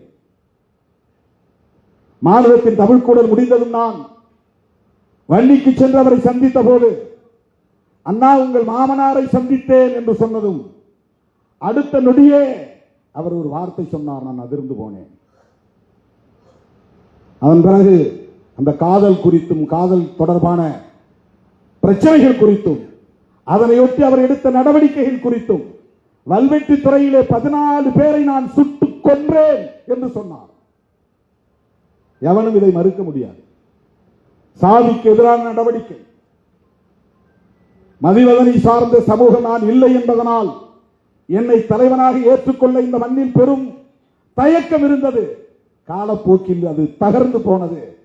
நீங்களும் அந்த பொறுமையை கடைபிடிக்க வேண்டும். தமிழ்நாடு உங்களை ஏற்கிற காலம் வரும் என்று சொன்னார் அண்ணன் பிரபாகரன். என்னிடத்தில் பகிர்ந்து கொண்டார். இயக்கத்திற்குள்ளே சாதி யாரும் பார்ப்பதில்லை. சாதி அடிப்படையில் எந்த பிரச்சனையும் எழுந்ததில்லை. காதல் என்று வருகிற போது விரும்புகிறவர்கள் திருமணம் செய்ய இயக்கத்திலே சுதந்திரம் உண்டு. அதை நாங்கள் அனுமதிக்கிறோம். இயக்கத்தை தாண்டி சாதி பிரச்சனை வந்தால், எங்கள் காதுக்கு வந்தால், அடுத்த நாளே அந்த இடத்தில் எங்கள் இயக்கம் நிற்கும். அங்கு சாதி ஆணவத்திற்கு எதிரான நடவடிக்கைகளை இயக்கம் மேற்கொண்டிருக்கிறது என்று விவரித்தார். இன்றைக்கு சாதி பிரச்சனைகள் என்பது ஒரு கட்டுக்குள்ளே இருக்கிறது. இந்த இயக்கம் வலிமை பெற்றிருப்பதனால். ஏன் இவ்வளவு பேசினார் தெரியுமா? அதற்கு ஒரு காரணம் இருக்கிறது. மாநிலத்தின் தமிழ்க்கூடல் மாநாட்டிலே நான் பேசுகிற போது தமிழ்நாட்டிலிருந்து 5 பேர் போனோம். 5 பேரில் ஒரே ஒரு அரசியல் களப்பணியாளர் என்கிற முறையில் அழைக்கப்பட்டவன் நான் தான். கவிஞர் இன்குலாப், எழுத்தாளர் ஜெயபிரகாசம், அவரும் ஒரு கவிஞர் எழுத்தாளர், இயக்குனர் புகழேந்தி தங்கராஜ், திரைப்படத்துறையை சார்ந்தவர், ஓவியர் மருது, அவர் ஒரு கலைஞர். அரசியல் தளத்தில் யாரை அழைப்பது என்று தெரியவில்லை என்று புதுவை ரத்தினதுரை அவர்கள் போய் அண்ணனிடத்திலே சொன்னபோது ஒரு சீட்டிலே எழுதி கொடுத்தாராம். அவரே சொன்னது, புதுவை ரத்தினதுரையே சொன்னது. கலை இலக்கிய கழகத்தின் பொறுப்பாளர் அவர்தான். அவரே சொன்ன வார்த்தை. நாங்க என்ன செய்யறது, யாரை கூப்பிடுறதுன்னு தெரியாம போய் குழம்பிக்கிட்டு இருந்தோம். ஒரு சீட்டை எடுத்து எழுதி கொடுத்தாரு. பிரிச்சு பார்த்தா திருமாவளவன் பேர் இருந்தது. திருமாவளவனை மானுடத்தின் தமிழ்க்கூடல் மாநாட்டிற்கு அழையுங்கள் என்று சொன்னவர் அண்ணன் பிரபாகரன் அவர்கள். அந்த மாநாட்டில் நான் பேசுகிற போது, அப்ப எனக்கு சரியான தலைவலி, எனக்கு சைனஸ் தலைவலி. வல்வெட்டி துறையெல்லாம் போயிட்டு வந்த உடனே மேடையில பேச சொல்லிட்டாங்க. பேசும்போது நான் சொன்னேன், புலிகளை பார்த்து நான் கேட்கிறேன், அண்ணன் பிரபாகரன் அவர்களுக்கு நான் ஒரு கோரிக்கை வைக்கிறேன். நீங்கள் இந்த யுத்தத்தில் வெற்றி பெற்று தமிழ் ஈழம் மலர்ந்தால் அந்த ஈழம் சாதியற்ற ஈழமாக இருக்குமா என்கிற கேள்வியை எழுப்பினேன். இன்றைக்கு பெரியாரை பற்றி ஆழமாக படிக்கிற போது அவற்றையெல்லாம் படிக்காத நிலையில் பெரியாரை போல் திருமாவளவனும் சிந்தித்திருக்கிறானே என்று நான் எனக்குள் பெருமைப்பட்டுக் கொண்டேன். ஏனென்றால் அவர் எந்த நிலை எடுத்தாலும் சாதி ஒழிப்பை மட்டுமே முன்னிறுத்தி நிலைப்பாட்டை எடுத்திருக்கிறார் தந்தை பெரியார். அதுதான் ரொம்ப முக்கியமான. அப்ப ஈழம் விடுதலை அடைந்தால் அந்த ஈழத்தில் சாதி இருக்குமா இருக்காதா அந்த கேள்வி எழுப்பி நான் சொன்னேன். இங்கிருந்து அயல் நாடுகளுக்கு போனவர்கள் நிலபுலத்தை விட்டுவிட்டு போயிருக்கிறார்கள், ஆடு மாடு உள்ளிட்ட கால்நடைகளை விட்டுவிட்டு போயிருக்கிறார்கள், உற்றார் உறவினர்களை விட்டு போயிருக்கிறார்கள். ஆனால் சாதியை விட்டு போயிருக்கிறார்களா என்று தெரியாது. அவர்கள் திரும்பும் போது சாதியோடே வந்தால் தமிழீழம் என்னவாகும் என்ற கேள்வியை எழுப்பியவன் திருமாவளவன். 2002 விடுதலை புலிகளின் மாநாட்டு, மானுடத்தின் தமிழ்க்கூடல் மாநாட்டில் மலரப்போகும் தமிழீழத்தில் சாதி இருக்குமா இருக்காதா என்ற கேள்வியை எழுப்பினேன். நான் பேசி முடித்தவுடன் ஆவேசத்தோடு வந்து அண்ணன் புதுவை ரத்தினதுரை அவர்கள் என் கையில் இருந்த ஒலிபேசியை பிடித்து பிடுங்கி பேசினார். எங்கள் தலைவர் பிரபாகரன் சாதி ஒழிப்புடன் கூடிய தமிழீழத்தை வென்றெடுக்கவே போராடுகிறார். நாளை மலரவிருக்கிற தமிழீழத்தில் சாதி இருக்குமே, ஆனால் அந்த ஈழம் எங்களுக்கு தேவையில்லை என்று பேசியவர் புதுவை ரத்தினதுரை. தோழர்களே, இந்த பேச்சுதான் அவருடைய காதுக்கு போயிருக்கிறது. அதனால்தான் இந்த மாநாடு முடிந்து நான் அவரை சந்தித்து பேசிய போது நெடுநேரம் என்னிடத்தில் சாதியை பற்றிய உரையாடினார். தமிழீழத்தில் சாதி இருக்காது என்பதை உறுதிப்படுத்தினார். சாதியால் தான் சிதறி கிடக்கிறோம் என்பதை திரும்ப திரும்ப சொன்னார். தமிழ்நாட்டில் உங்களை ஏற்கிற காலம் வரும், அதுவரையில் பொறுமையாக இருக்க வேண்டும் என்று சொன்னார். இதெல்லாம் 100% உண்மை. அண்ணன் என்னோடு பேசியது 100% உண்மை. இன்னும் பல விவரங்கள், அதையெல்லாம் நான் சொல்ல விரும்பவில்லை. ஆனால் இன்றைக்கு பேசுகிறவர்கள் அண்ணன் சொல்லித்தான் பெரியார் எதிர்ப்பை கையில் எடுக்கிறோம் என்று சொன்னால் இது எவ்வளவு பெரிய அயோக்கியத்தனம்! பிரபாகரன் அவர்களையே கொச்சைப்படுத்துவதாக இருக்கிறதே. அண்ணன் பிரபாகரன் அவர்கள் எங்கே அப்படி சொன்னார்? ஏதேனும் ஒரு பதிவை காட்டுங்கள். எங்கே அப்படி எழுதியிருக்கிறார்? என்றைக்கு அவர் திராவிடத்தை எதிர்த்து பேசியிருக்கிறார்? அவர் இந்தியாவையே எதிர்க்கவில்லையே, இந்திய அரசையே அவர் விமர்சிக்கவில்லையே. இந்தியாவின் துணையோடு தான் நம்மால் ஈழத்தை வென்றெடுக்க முடியும் என்கிற நம்பிக்கை கொண்டிருந்தவர் அல்லவா? உங்களை போல காங்கிரஸை விமர்சிப்பது, இந்திய அரசை விமர்சிப்பது என்கிற நிலைப்பாட்டை கூட அவர் எடுத்ததில்லையே. அவருடைய அரசியலை எப்படி நீங்கள் கொச்சைப்படுத்தலாம்? குருமூர்த்தி சொன்னார் என்று சொல்லிக் கொள்ளுங்கள். பெரியாரை நாங்கள் எதிர்ப்பதற்கு இவர்தான் காரணம் என்று சொல்லுங்கள். எச் ராஜா தான் காரணம் என்று சொல்லுங்கள். அல்லது வேறு யாராவது RSS காரர்கள் தான் காரணம் என்று சொல்லுங்கள். எப்படி அண்ணன் பிரபாகரன் அவர்களின் பெயரை சொல்லலாம்? அவர் திராவிடத்திற்கு எதிரானவரா? யோசித்து பாருங்கள். சிங்களம் அது ஒரு இனத்தின் அடையாளம், பௌத்தம் அது மதத்தின் அடையாளம், பேரினவாதம் என்பது பெரும்பான்மை என்கிற அடிப்படையிலான ஒரு அடையாளம். தங்களுடைய பகைவர்களை இப்படித்தான் அவர் அடையாளப்படுத்தினார். சிங்கள பௌத்த பேரினவாதிகள், அவ்வளவுதான் அவருடைய பகைவர்கள்.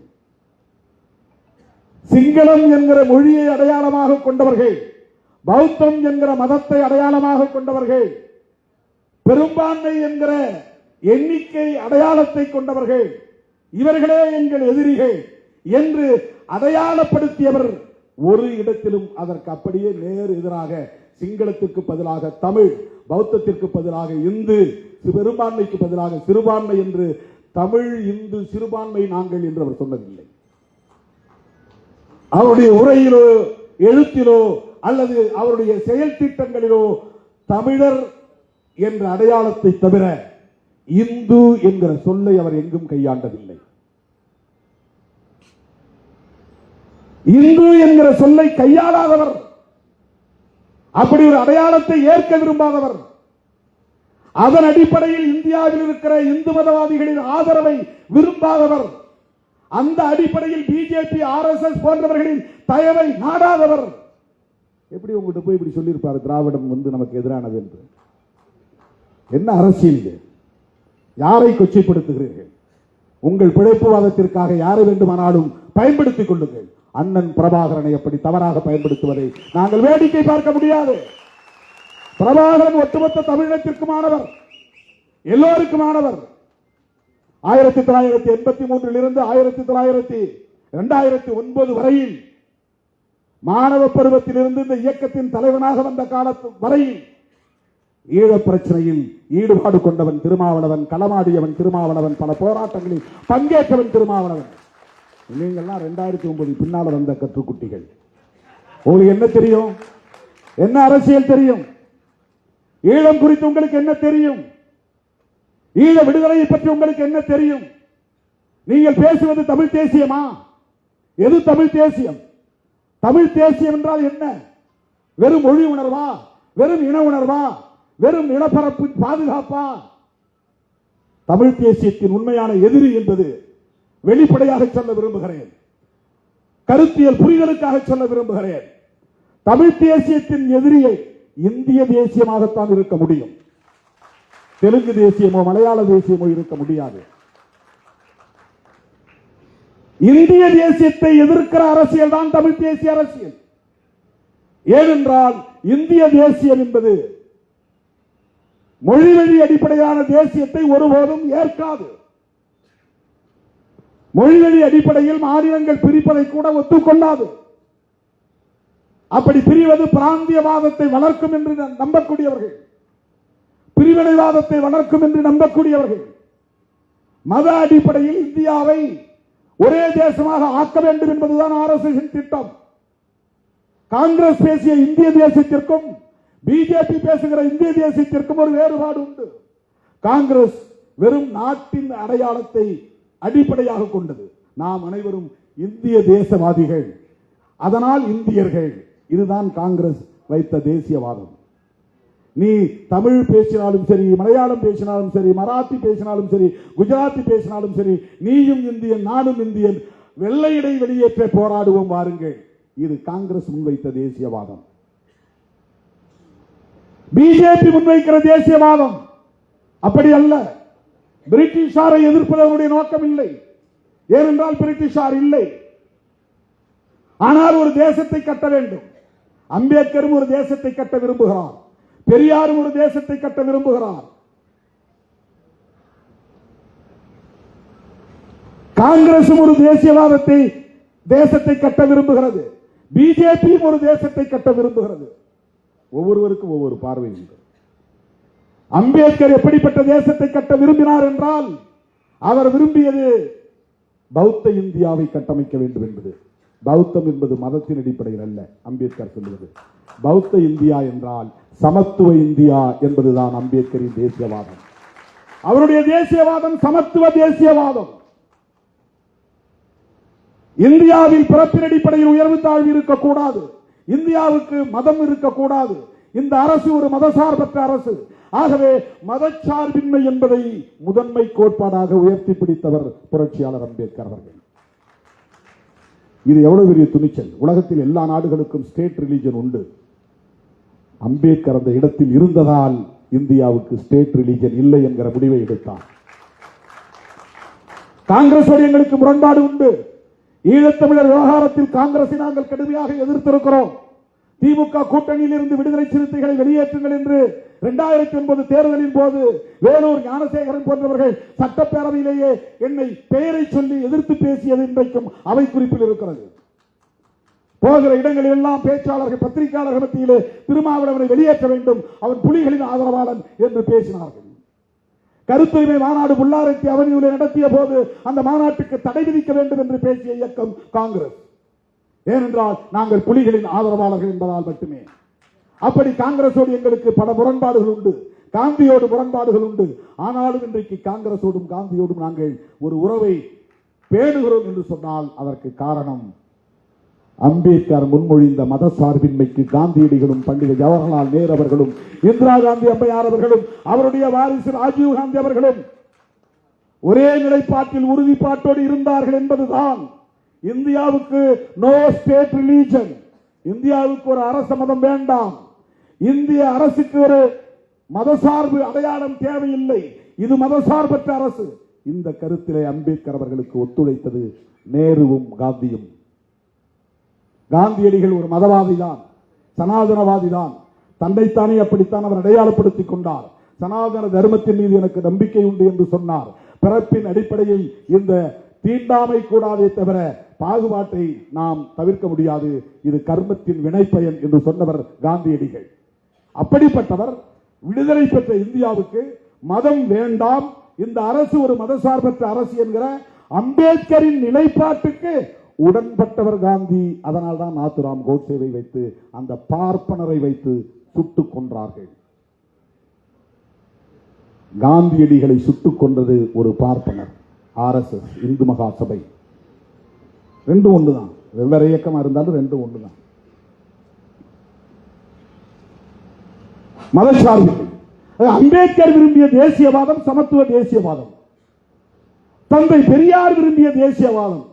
இந்தியாங்கிற ஒரே நாடு இருந்தாலும், அல்லது திராவிட நாடாக இருந்தாலும், அல்லது தமிழ்நாடாக இருந்தாலும் அவருடைய ஒரே கண்டிஷன் ஜாதி ஒழியணும்.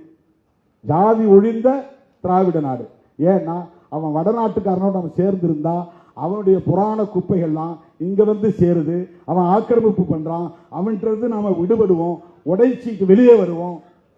நாம தட்சிண இந்தியா, தட்சிண இந்தியா, தென்னிந்தியா, தட்சிணம் என்றால் தெற்குன்னு அர்த்தம். தட்சிண இந்தியா, தட்சிண பாரத். பாரத்ங்கிற சொல்ல அம்பேத்கருக்கு உடன்பாடே கிடையாது. பாரதம் அவர் சொல்ல விரும்பல. இவங்கெல்லாம் கட்டாயப்படுத்தி இந்தியா அல்லது பாரத் அப்படின்னு எழுத வச்சாங்க. பாரதம் என்கிற சொல்லு மகாபாரதத்தை அடையாளப்படுத்துவது அல்லது பரதன் ஆண்ட தேசம் இது என்கிற கதையை, புராணத்தை, புனைவை ஒத்துக்கொள்வது என்று கருதி இந்த பெயரை அவர் விரும்பவில்லை. இந்தியா என்பது ஆங்கில பெயர், அதனால் அது கூடாது என்றார்கள் அப்போதே. இன்னைக்கு இருக்கிற RSS இல்ல, அப்ப யாரும் இல்ல. அப்பவே இந்த மாதிரி இயக்கம் கிடையாது, பிஜேபி கிடையாது. அப்ப இருந்த அதிதீவிர இந்துத்துவ சக்திகள், சனாதன சக்திகள் இந்துஸ்தான் என்று இந்த நாட்டுக்கு பெயர் சூட்ட வேண்டும் என்ற கோரிக்கையை எழுப்பி அவர்கள் வாதித்துக் கொண்டிருந்த நேரத்தில் தான் முதல்ல முஸ்லிம்கள் கேட்கல தனிநாடு. இந்தியாவுக்கு இந்துஸ்தான் பெயர் வைக்க சொல்லி இந்துத்துவ சக்திகள் போராடிய பிறகுதான் முஸ்லிம்களுக்கு அந்த எண்ணம் வருது. சரி, எங்களுக்கு பாகிஸ்தான் கொடுங்கன்னு கேட்டாங்க. அதுவரையிலும் அவங்க முதல்ல இந்த நாட்டை பிரிக்கணும் முயற்சி பண்ணல. இந்த நாட்டை இந்துக்களின் தேசம்னு மாத்துறதுக்கு முயற்சி செய்த போது அப்படின்னா எங்களுக்கு தனியா கொடுத்துருங்க, நாங்க போயிடுறோம் அப்படிங்கிற சிந்தனை ஜின்னாவுக்கு உதித்தது இவர்களால் தான். ஆக அம்பேத்கர் பேசிய தேசியவாதம் சமத்துவ தேசியவாதம், பெரியார் பேசிய தேசியவாதம். ஒரு கட்டத்தில் தமிழ்நாடு தமிழருக்கேங்கிறார், இன்னொரு கட்டத்தில் திராவிட நாடு கோரிக்கை வைக்கிறார், இன்னொரு கட்டத்தில் இந்தியாவில் பார்ப்பனர்கள் தவிர அத்தனை பேரும் திராவிடர் ராயா, சாதி ஒழிப்பை ஏற்றுகிறவங்க எல்லாம் ஒன்னா சேருவாங்க அப்படின்னு சொன்னார். சாதி ஒழிப்பை ஏற்றுகிறவன், பார்ப்பனியத்தை எதிர்க்கிறவன், ஆரியத்தை எதிர்க்கிறவன், சனாதன தர்மத்தை எதிர்க்கிறவன், பார்ப்பன ஆதிக்கத்தை எதிர்க்கிறவன் அவ்வளவு பேரும் ஒன்னா சேருவாங்க, அகில இந்திய அளவில் ஒன்னா சேருவாங்க.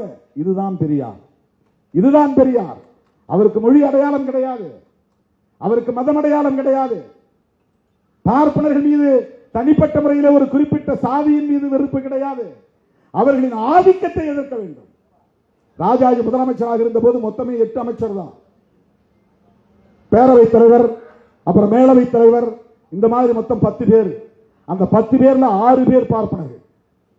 அமைச்சரவையில் 6 பேர் பார்ப்பனர்கள். அந்த அளவுக்கு ஆதிக்கம் இருந்தது. எந்த துறையை எடுத்துக்கொண்டாலும் பார்ப்பனர்கள். நீதித்துறையாக இருந்தாலும், நிர்வாகத்துறையாக இருந்தாலும், பத்திரிகை துறையாக இருந்தாலும், அத்தனை துறைகளிலும் பார்ப்பனர்களின் ஆதிக்கமே கொட்டமடித்தது. பள்ளி கல்வி ஆசிரியர்கள் நியமனத்தில் பார்ப்பனர்கள், கல்லூரி பேராசிரியர்கள் நியமனத்தில் பார்ப்பனர்கள், துணைவேந்தர்கள் நியமனத்தில் பார்ப்பனர்கள்.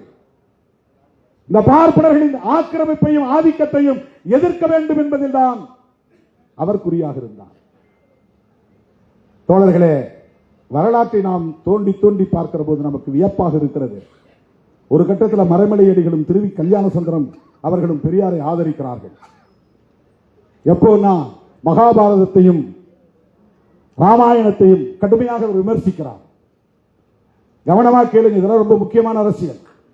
ஏனென்றால் சனாதன சக்திகள் நாளுக்கு நாள் இங்கே வலுப்பெற்று வருகிறார்கள். அதற்கு காரணம் மாப்போசியின் வாரிசுகள் மறுபடியும் இங்கே வலுப்பெற்று விட்டார்கள். அதுதான் அடிப்படை. மாப்போசி பெரியவர் தான், அவருடைய தியாகமும் போற்றுதலுக்குரியதுதான். ஆனாலும் அவர் அன்றைக்கு பார்ப்பன ஆதிக்கத்தை எதிர்க்காமல் மொழி அடிப்படையிலே தனித்தமிழ் அரசு வேண்டும் என்ற கோரிக்கையை முன்வைத்தவர், மறந்துவிடக் கூடாது. அவருக்கு இந்துத்துவ எதிர்ப்போ, பார்ப்பன ஆதிக்க எதிர்ப்போ அல்லது பார்ப்பனிய கோட்பாட்டு எதிர்ப்போ அவருக்கு இல்லை. இதுதான் பெரியார் மாறுபடுகிறார், இதுதான் அவர் வேறுபடுகிறார். பெரியார் ராமாயணத்தை எதிர்த்த போது, பெரியார் மகாபாரதத்தை எதிர்த்த போது ஆதரித்த மறைமலையடிகள், திருவி கல்யாண சுந்தரம் போன்றவர்கள் தன்னை ஆதரிக்கிறார்கள் என்று இவரும் மகிழ்ச்சியில் இருந்தார். அதன் பிறகு அவருக்கு புரிஞ்சிட்டு எப்படின்னா, சைவம் ஒரு கட்டத்தில் மகாபாரதத்தையும் ராமாயணத்தையும் எதிர்க்கிற முயற்சி எடுத்தது. இவர்கள் தங்களை சைவர்களாக உணர்ந்து கொண்டு சைவ இலக்கியங்களுக்கு வலு தேடுவதற்காக நம்முடைய இந்த எதிர்ப்பை அவர்கள் ஆதரிக்கிறார்கள் அப்படின்னு புரிந்து கொண்டு சைவ இலக்கியங்களை விமர்சிக்க தொடங்கினார். தேவாரம், இந்த பன்னிரு திருமுறை, ஆழ்வார்களுடைய பாசுரங்கள், இவற்றையெல்லாம் கடுமையாக விமர்சிக்க தொடங்கினார்.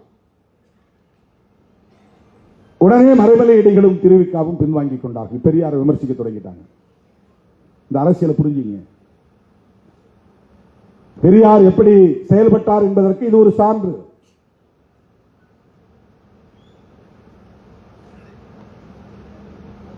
மறைமலை அடிகள், திருவி கல்யாண சுந்தரம் போன்றவர்கள் எல்லாம் அவர் வாழ்ந்த காலத்திலேயே இவர்தான் எங்கள் தலைவர், தமிழர் தலைவர் என்று பிரகடனப்படுத்தியவர்கள்.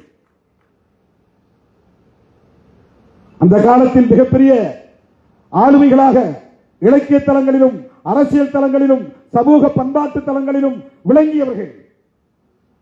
பெரியாரை அவருடைய தாய்மொழி என்ன என்று பார்க்கவில்லை, அவர் எந்த இனத்தை சார்ந்தவர் என்று பார்க்கவில்லை. எங்களுக்கான தலைவர் தமிழர் தலைவர் என்று சொன்னவர்கள் அவர்கள். அவர்களால் தமிழர் தலைவர் என்று போற்றப்பட்ட பெருமைக்குரியவர். ஆனா அவங்களும் எப்படி சிந்திக்கிறாங்க அப்படின்னு பார்க்கிற போது அவங்க சாதி ஒழிப்புக்கு தயாரா இல்லைன்னா வேணாம் போங்க. இந்து மத சனாதன தர்மத்தை எதிர்த்து போராடுவதற்கு தயார் இல்லை என்றால் எவனும் தேவையில்லை. நான் ஒரு ஆளே நின்று போராடுவோம் போங்க. இந்த துணிச்சல் அவருக்கு இருந்தது. வெறும் 10 பேரை வச்சுக்கிட்டு 8 பேரை வச்சுக்கிட்டு 6 பேரை வச்சுக்கிட்டு தொடர் போராட்டங்களை நடத்தியவர் தந்தை பெரியார். கூட்டம் வேணும்னு யாரும் அவர் கவலைப்பட்டது கிடையாது. செய்தி ஆகணும், பத்திரிகைகளை பெருசா வரணும், டிவி டிபேட்ல வரணும் அவர் ஆசைப்பட்டது கிடையாது. அதில் அவர் இன்பம் அடைந்தது இல்லை. எவன் தன்னை ஏற்றுக்கொண்டான், எவன் தன்னை அங்கீகரித்திருக்கிறான் என்பதை பற்றி கவலைப்படாத ஒரு ஆளுமை. யார் விமர்சிக்கிறான், யார் நம்மை அவதூறு பரப்புகிறான் என்பதை பொருட்படுத்தாத ஒரு ஆளுமை. இதெல்லாம் மிக மிக மிக மிக அபூர்வம். இப்படிப்பட்ட ஒரு தலைமை தோன்றுவது, இப்படிப்பட்ட ஒரு ஆளுமை தோன்றுவது மிக மிக அபூர்வம். அரிதிலும் அரிது. அவருடைய சிந்தனைக்கு, அவருடைய முயற்சிக்கு, அவருடைய உழைப்புக்கு, அவருடைய தியாகத்திற்கு இன்றைக்கு களங்கம் கற்பிக்க முயற்சிக்கிறார்கள். தோழர்களே, பெரியார் கண்ட தேசியவாதம் சுயமரியாதை தேசியவாதம். அப்படிதான் அதை நம்ம அடையாளம் காரணம். அவர் இந்தியா ஒரு சுயமரியாதை உள்ள இந்தியாவாக, சுயமரியாதைன்னா சமூக நீதி, சமூக நீதினா சமத்துவம், அவ்வளவுதான். பெரியாரும் அம்பேத்கரும் கனவு கண்ட இந்தியா சமத்துவ இந்தியா. அவர்கள் முன்மொழிந்த தேசியவாதம் சமத்துவ தேசியவாதம், அவ்வளவுதான். மொழி உணர்வு அடிப்படையில், இன உணர்வு அடிப்படையில் அவர் நாங்க தமிழர் அப்படின்லாம் அவர் பராக்கிரமத்தை காட்டவில்லை. அப்படி யாருக்கு அவருக்கு நாடகம் ஆட வேண்டும்ங்கிற தேவையில்லை. யாரையும் ஏமாற்ற வேண்டும் என்கிற அவசியம் அவருக்கு இல்லை. சராசரி அரசியல் கட்சிகளை சொல்லணும்னா நீங்க அப்படி சொல்லலாம். இப்ப அண்ணா ஒரு அரசியல் கட்சி நடத்தினார், கலைஞர் ஒரு அரசியல் கட்சி நடத்தினார். அவர்கள் பேசுறதுல ஒரு உள்நோக்கம் இருக்குன்னு நீங்க முயற்சித்தால் கூட பெரியாரை எப்படி நீங்கள் எப்படி உள்நோக்கம் கற்பிக்க முடியும்? எதற்காக அவர் வேஷமிட வேண்டும்? எதற்காக இங்கே மக்களை அவர் தமிழர்களை ஏமாற்ற வேண்டும்? என்ன தேவை இருந்தது? எந்த வாரிசுகளுக்காக அவர் சொத்து சேர்க்க விரும்பினார்? அவருடைய நோக்கத்தை களங்கப்படுத்துவது எந்த வகையிலே நியாயமானது? ஒரே வகையில் அவங்க என்னத்துக்காக பண்றாங்கன்னா பார்ப்பனர்களை திருப்திப்படுத்துகிறார்கள், அவ்வளவுதான். ஆரியர்களை திருப்திப்படுத்துகிறார்கள், அவ்வளவுதான். அவர்கள் எழுதி தருகிற அஜெண்டா படி செயல்படுகிறார்கள், அவ்வளவுதான். இது ரொம்ப சிம்பிளா நீங்க புரிஞ்சுக்கணும். எவன் ஒருத்தன் பிஜேபி எதிர்க்கிறது தயங்குறானோ அவன் அவர்களால் உருவாக்கப்பட்டவன் என்று பொருள். எவன் ஒருவன் மோடி அரசை எதிர்க்க விமர்சிக்க தயங்குகிறானோ அவன் அவர்களால் வளர்க்கப்படுகிறவன் என்று பொருள், அவ்வளவுதான். உனக்கு ஏன் தயக்கம்? இந்த 11 வருஷத்தில் நீ என்ன சாதித்து விட்டாய்? இந்த 4.5 ஆண்டு கால திமுக அரசை விமர்சிக்கிற மோடி அவர்களை பார்த்து நான் கேட்கிறேன், இந்த 11 ஆண்டு கால ஆட்சியில் நீங்கள் என்ன சாதித்து கிழித்திருக்கிறீர்கள்? சொல்லுங்க. விலைவாசி உயர்வு இன்றைக்கு தங்கம் 1 கிராம் எவ்வளவு? ஒரு சவரன் 1.25 லட்சம். எதனால் ஏற்பட்டது? உலக சந்தையில் இந்திய ரூபாயின் மதிப்பு இவ்வளவு தூரம் வீழ்ந்ததற்கு யார் பொறுப்பு? திமுக அரசு பொறுப்பா? திராவிட முன்னேற்ற கழகத்தின் தலைவர் ஸ்டாலின் பொறுப்பா? இந்திய ரூபாயின் மதிப்பு உலக சந்தையிலே வீழ்ந்ததற்கு யார் பொறுப்பு? 11-12 ஆண்டுகள் ஆட்சி புரிந்திருக்கிறீர்கள். என்ன மேம்பாட்டை உங்களால் காட்ட முடியும்? அதானிக்கும் அம்பானிக்கும் இந்தியாவை விற்றுக் கொண்டிருக்கிறீர்கள். எல்லாவற்றையும் முதலாளித்துவ மயமாக்கிக் கொண்டிருக்கிறீர்கள். ஒருபுறம் கார்ப்பரேட் மயம், இன்னொரு புறம் சனாதன மயம். இதுதான் பிஜேபி ஆட்சி. முஸ்லிம் வெறுப்பு, சிறுபான்மை மக்களுக்கு எதிரான அச்சுறுத்தல், பாபர் மசூதி இடிப்பு, திருப்பரங்குன்றத்திலே மதவாத அரசியல். என்ன செய்து கிழித்து விட்டீர்கள்? என்ன சாதனையை உங்களால் எடுக்க முடியும்? 4.5 ஆண்டு கால திமுக அரசை விமர்சிப்பது எந்த அடிப்படையில் என்பதை உங்களால் சொல்ல முடியுமா? வெறும் தேர்தல் நோக்கம்தான், அரசியல் ஆதாயம்தான். அதற்கு எடப்பாடி துணை போகிறார். தமிழ்நாட்டு மக்கள் எடப்பாடியை ஒருபோதும் மன்னிக்க மாட்டார்கள் என்பதை நான் இந்த இடத்திலே பதிவு செய்ய கடமைப்பட்டிருக்கிறேன். அவர் எம்ஜிஆருக்கு விசுவாசமாக இல்லை, ஜெயலலிதா அம்மையாருக்கு விசுவாசமாக இல்லை. வெறும் survival of the political gain, அரசியல் ஆதாயம் தேடுவதற்கு, தன்னை தக்க வைத்துக் கொள்வதற்காக சந்தர்ப்பவாத அடிப்படையிலே பாஜகவோடு இன்றைக்கு கூட்டணி அமைத்திருக்கிறார். பாரதிய ஜனதாவோடு எந்த காலத்திலும் அதிமுக கூட்டணி வைத்துக் கொள்ளாது என்று சொன்னவர் தானே ஜெயலலிதா அம்மையார். எங்களுக்கு ஞாபகம் இருக்கிறது, உங்களுக்கு ஞாபகம் இல்லையா? எடப்பாடி அவர்களை பார்த்து நான் கேட்கிறேன், அம்மையார் ஜெயலலிதா சொன்னாரா, சொல்லவில்லையா? மோடியா லேடியா மோதி பார்க்கலாம் வா என்று அழைத்தவர் தானே ஜெயலலிதா அம்மையார். ஒரு காலத்தில் நாங்கள் நம்பி ஏமாந்து விட்டோம், இனி எந்த காலத்திலும் பாஜகவை நம்ப மாட்டோம், பாஜகவோடு எந்த காலத்திலும் அதிமுக கூட்டணி வைத்துக் கொள்ளாது என்று சொன்னாரா, சொல்லவில்லையா? எந்த அடிப்படையில் பாஜகவோடு நீங்கள் கூட்டணி வைக்கிறீர்கள்? என்ன அச்சுறுத்தல்?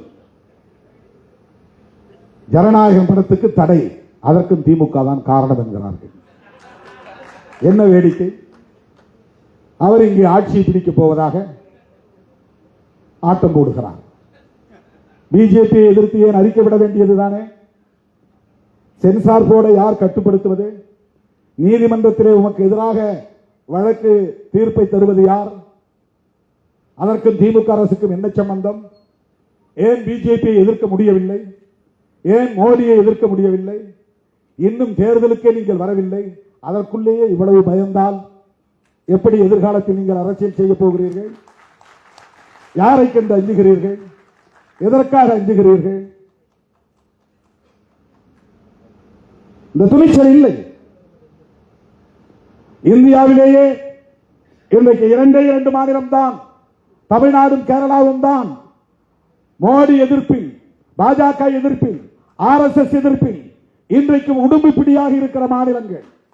கர்நாடகாவும் மேற்கு வங்கத்தில் கூட மாறி மாறி வரும், தெலுங்கானாவில் கூட மாறி மாறி வரலாம். எனக்கு தெரிஞ்ச 2001 எவ்வளவோ முயற்சியை மேற்கொண்டு வருகிறார்கள். நீங்க பிஜேபியோடு கூட்டணி வைக்கலையா? அப்பெல்லாம் பிஜேபி யாருக்குமே தெரியாது. தமிழ்நாட்டில் திமுக கூட்டணியில் பிஜேபி இருந்துதான் கூட பல பேருக்கு தெரியாது. அப்படி ஒரு கட்சி. அவங்க ஓட்டு போட்டு நான் எம்எல்ஏ ஆனேனா? அன்னைக்கு திமுக காரங்களே எனக்கு ஓட்டு போடல. நான் மங்களூர் தொகுதியில் ஜெயிக்கும் போது நான் போய் கலைஞர்கிட்டே சொன்னேன். அன்னைக்கு போய் கலைஞர்கிட்டே நான் சொன்னேன், உண்மையை சொல்றேன், கலைஞர்கிட்டே போய் சொன்னேன், எனக்கு தெரிஞ்சு உங்க கட்சிக்காரங்க உதயசூரியன் சின்னம் எழுதாதது இந்த தேர்தலாக தான் இருக்கும்னு நினைக்கிறேன். மங்களூர் தொகுதியில் ஒரு இடத்து கூட என் பேரையும் எழுதல, உதயசூரியன் சின்னத்தையும் வரையில. கடைசி 5 நாளில் நான் மதுரையிலிருந்து ஒரு 50 பேரை இறக்கி நானே சூரியனை எல்லா வீட்லையும் வரைஞ்சி போட்டேன். வெறும் 2000 ஓட்டில் ஜெயிச்சேன். அந்த பதவி எனக்கு வேணான்னு 2.5 வருஷத்தில் தூக்கி எறிஞ்சிட்டு வெளியே வந்தேன். அது அதனால கலைஞருக்கு கடுமையான வருத்தம். பல வருஷம் கழிச்சு ரவிக்குமார் செல்வம் தான், செல்வ பெருந்தகை, அவருக்கு நான் போய் சொல்லியிருக்கிறேன், அப்போ உங்க தலைவர் செஞ்சது சரியில்லை, என்கிட்ட ஒரு வார்த்தை கூட சொல்லலை, ரிசைன் பண்ணிட்டு போயிட்டாரு, எனக்கு அது பெரிய வலி வருத்தம் அப்படின்னு சொல்லியிருக்கிறார். திமுகவே எனக்கு ஓட்டு போடும் போது பிஜேபிக்கு மங்களூர் தொகுதியில் ஒரு ஆள் கூட கிடையாது. அங்க அந்த இப்படி ஒரு கட்சி இருக்கிறதே 2001 யாருக்கும் தெரியாது. ஆனா அப்பவே நான் சொன்னேன், என்ன சொன்னேன்னா, திமுக கூட்டணியில் சேருவீங்களான்னு பத்திரிகையாளர்கள் கேட்டப்ப நான் சொன்னேன், அந்த கூட்டணியில் அப்ப நான் சொன்னேன் 2001 நாங்கள் 99 தான் தேர்தல் அரசியலுக்கு வரோம். 2001 சொன்னது திருமாவளவன். இன்னைக்கு நான் சொல்றேன், அந்த கூட்டணியில் பிஜேபி இருக்கு, அதனால எனக்கு அந்த கூட்டணியில் சேர விருப்பம் இல்லைன்னு சொன்னேன். கலைஞர் கேட்டிருக்காங்க. கலைஞர் பத்திரிகையாளருக்கு சொல்றாரு, திருமாவளவன் எங்களோட தானே கூட்டணி வச்சுக்க போறாரு, பிஜேபியோட வச்சுக்க போறாரு, அவங்க ஒரு கட்சி, அவங்க எங்கேயோ ஒரு மூலையில் உட்கார போறாங்க, திருமாவளவன் எங்களோட வரலாம், தாராளமா வரட்டும், அவர் வந்தா நாங்கள் வரவேற்க தயாராக இருக்கிறோம் அப்படின்னு சொன்னார். அன்னைக்கே திருமாவளவன் சொன்ன வார்த்தை, பிஜேபி இருக்கிற அணியில் திருமாவளவன் இருக்க மாட்டான் என்று சொன்னேன். அன்னைக்கு எங்களுக்கு அரசியல் புதுசு. அதன் பிறகு ஒரு உறுதியான முடிவை நாங்கள் எடுக்கிறோம். அதுக்கு பிறகு நாங்கள் அவங்ககிட்ட போயிட்டு அன்னைக்கு தான் இருந்துட்டோம், இன்னைக்கு நாங்கள் உங்களோட சேர்ந்துட்டு வரோம், எங்களுக்கு எப்படியாவது 4 சீட்டு கிடைச்சா போதும், 2 சீட்டு கிடைச்சா போதும், அல்லது நான் மட்டும் எம்எல்ஏ ஆனா போதும் அப்படின்னு நான் போய் பல்ல இழுக்கல. அப்படி போய் யார்கிட்ட நிக்கல. பிஜேபியை எதிர்க்காமல், இந்திய தேசியத்தை எதிர்க்காமல், மோடியை எதிர்க்காமல் ஒருவன் தமிழ் தேசியம் பேசுகிறான் என்றால் அது போலி தமிழ் தேசியம். இந்திய தேசியத்தை எதிர்ப்பதுதான் இன்றைக்கு இந்த கால பொருத்தத்தில் இந்திய தேசியம் என்பது பாஜக முன்வைக்கக்கூடிய இந்து தேசியவாதம். காந்தி வைத்தது நாட்டின தேசியவாதம், இந்தியன் என்கிற தேசியவாதம், இந்தியன் நேஷனலிசம். அம்பேத்கர் பெரியாரும் வைத்தது சமத்துவ தேசியவாதம். பிஜேபி வைப்பது இந்துத்துவா நேஷனலிசம்.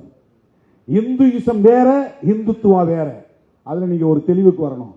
இந்துயிசம்ங்கிறது சாதாரண ஒரு இந்துவின் நம்பிக்கையை பொறுத்தது, நம்பிக்கையோடு தொடர்புடையது. இப்போ எங்க அம்மா ஒரு இந்து கடவுள் மீது நம்பிக்கை வைக்குது, எல்லா கோயிலுக்கும் போகுது, எப்படியாவது என் பிள்ளைக்கு நல்ல புத்தி கொடு, அவன் சீக்கிரம் ஒரு கல்யாணம் பண்ணட்டும் அப்படின்னு 21 முறை சமயபுரம் கோயிலுக்கு ஆத்தாளுக்கு போய் சாமி கும்பிட்டுச்சு. அதுக்கு ஒரு நம்பிக்கை அது. அப்புறம் யாரோ சொன்னாங்க இன்னும் காளஹஸ்திக்கு போச்சு, அந்த கோயிலுக்கு போயிட்டு வந்தா கல்யாணம் நடந்துருன்னு. அப்புறம் திருக்கடையூருக்கு போனா கல்யாணம் நடக்கும்னு யாரோ சொன்னாங்க, அங்க போறாங்க. அப்புறம் சூரியனார் கோயிலில் போங்க, அங்க கட்டாயமா திருமணம் நடக்கும் உங்க பிள்ளைக்கு போனா. இது இந்துயிசம், அந்த நம்பிக்கை அது ஹிந்துயிசம். இந்துக்களின் நம்பிக்கையோடு தொடர்புடையது இந்துயிசம். பிஜேபி பேசுவது இந்துயிசம் அல்ல, இந்துத்துவா. இந்து மக்களின் உணர்வுகளை அரசியல் ஆதாயத்திற்கு பயன்படுத்திக் கொள்ளுகிற அரசியல் நடவடிக்கை இந்துத்துவா. இந்துத்துவா என்றால் முஸ்லீம் வெறுப்பு, இந்துத்துவா என்றால் மசூதி இடிப்பு, இந்துத்துவா என்றால் கிறிஸ்தவ வெறுப்பு, இந்துத்துவா என்றால் இந்தியாவுக்கு புதிய அரசை, மதசார்புள்ள அரசை உருவாக்குவது. இந்துத்துவா என்றால் இந்தியாவின் பெயரை இந்துஸ்தான் அல்லது இந்து ராஷ்டிரா என்று மாற்றுவது. இந்துத்துவா என்றால் அம்பேத்கர் எழுதிய அரசியலமைப்பு சட்டத்தை தூக்கி எறிந்துவிட்டு புதிய மனுஸ்மிருதியை புதிய அரசியல் சட்டமாக ஆக்குவது. இந்துத்துவா என்றால் கோல்வாக்கரின் கனவை நனவாக்குவது. இந்துத்துவா என்றால் ஹெட்காவரின் அரசியலை மக்களிடத்தில் பரப்புவது. இந்துத்துவா என்றால் காந்தியை கொன்ற நாத்துராம் கோட்சேவை தேசபக்தன் என்று கொண்டாடுவது. இதுதான் இந்துத்துவா. நாங்கள் எதிர்ப்பது இந்துத்துவாவை. சாதாரண இந்து மக்களின் நம்பிக்கையை நாங்கள் விமர்சிக்கவில்லை. பெரியார் மாதிரி எங்களால் அவ்வளவு துணிச்சலா பேச முடியாது. அவருக்கு எந்த எதிர்பார்ப்பும் இல்லை. எங்களுக்கு அரசியல் ரீதியாக மக்களை அமைப்பாக்க வேண்டிய தேவை இருப்பதாக நாங்கள் களமாடுகிறோம்.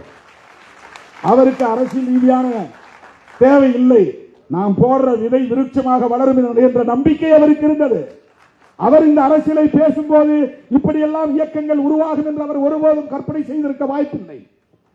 அண்ணா உருவாவார், திராவிட முன்னேற்ற கழகம் உருவாகும், அதை ஒட்டி அதிமுக என்று இயக்கம் பல்கி பெருகும், அதே வரிசையில் திருமாவளவன் போன்றவர்கள் வருவார்கள் என்றெல்லாம் பெரியார் எண்ணி பார்த்திருக்க வாய்ப்பில்லை. அவர் போட்ட கருத்தியல் விதை இன்றைக்கு இவ்வளவு பெரிய அரசியலாக இன்றைக்கு உருவெடுத்திருக்கிறது, பல்கி பெருகி இருக்கிறது. ஆகவே தேசியவாதம் என்பதில் பல அணுகுமுறை இருக்கிறது, பல பார்வை இருக்கிறது. இவர்கள் பேசுகிற மொழி வழி தேசியம் இது.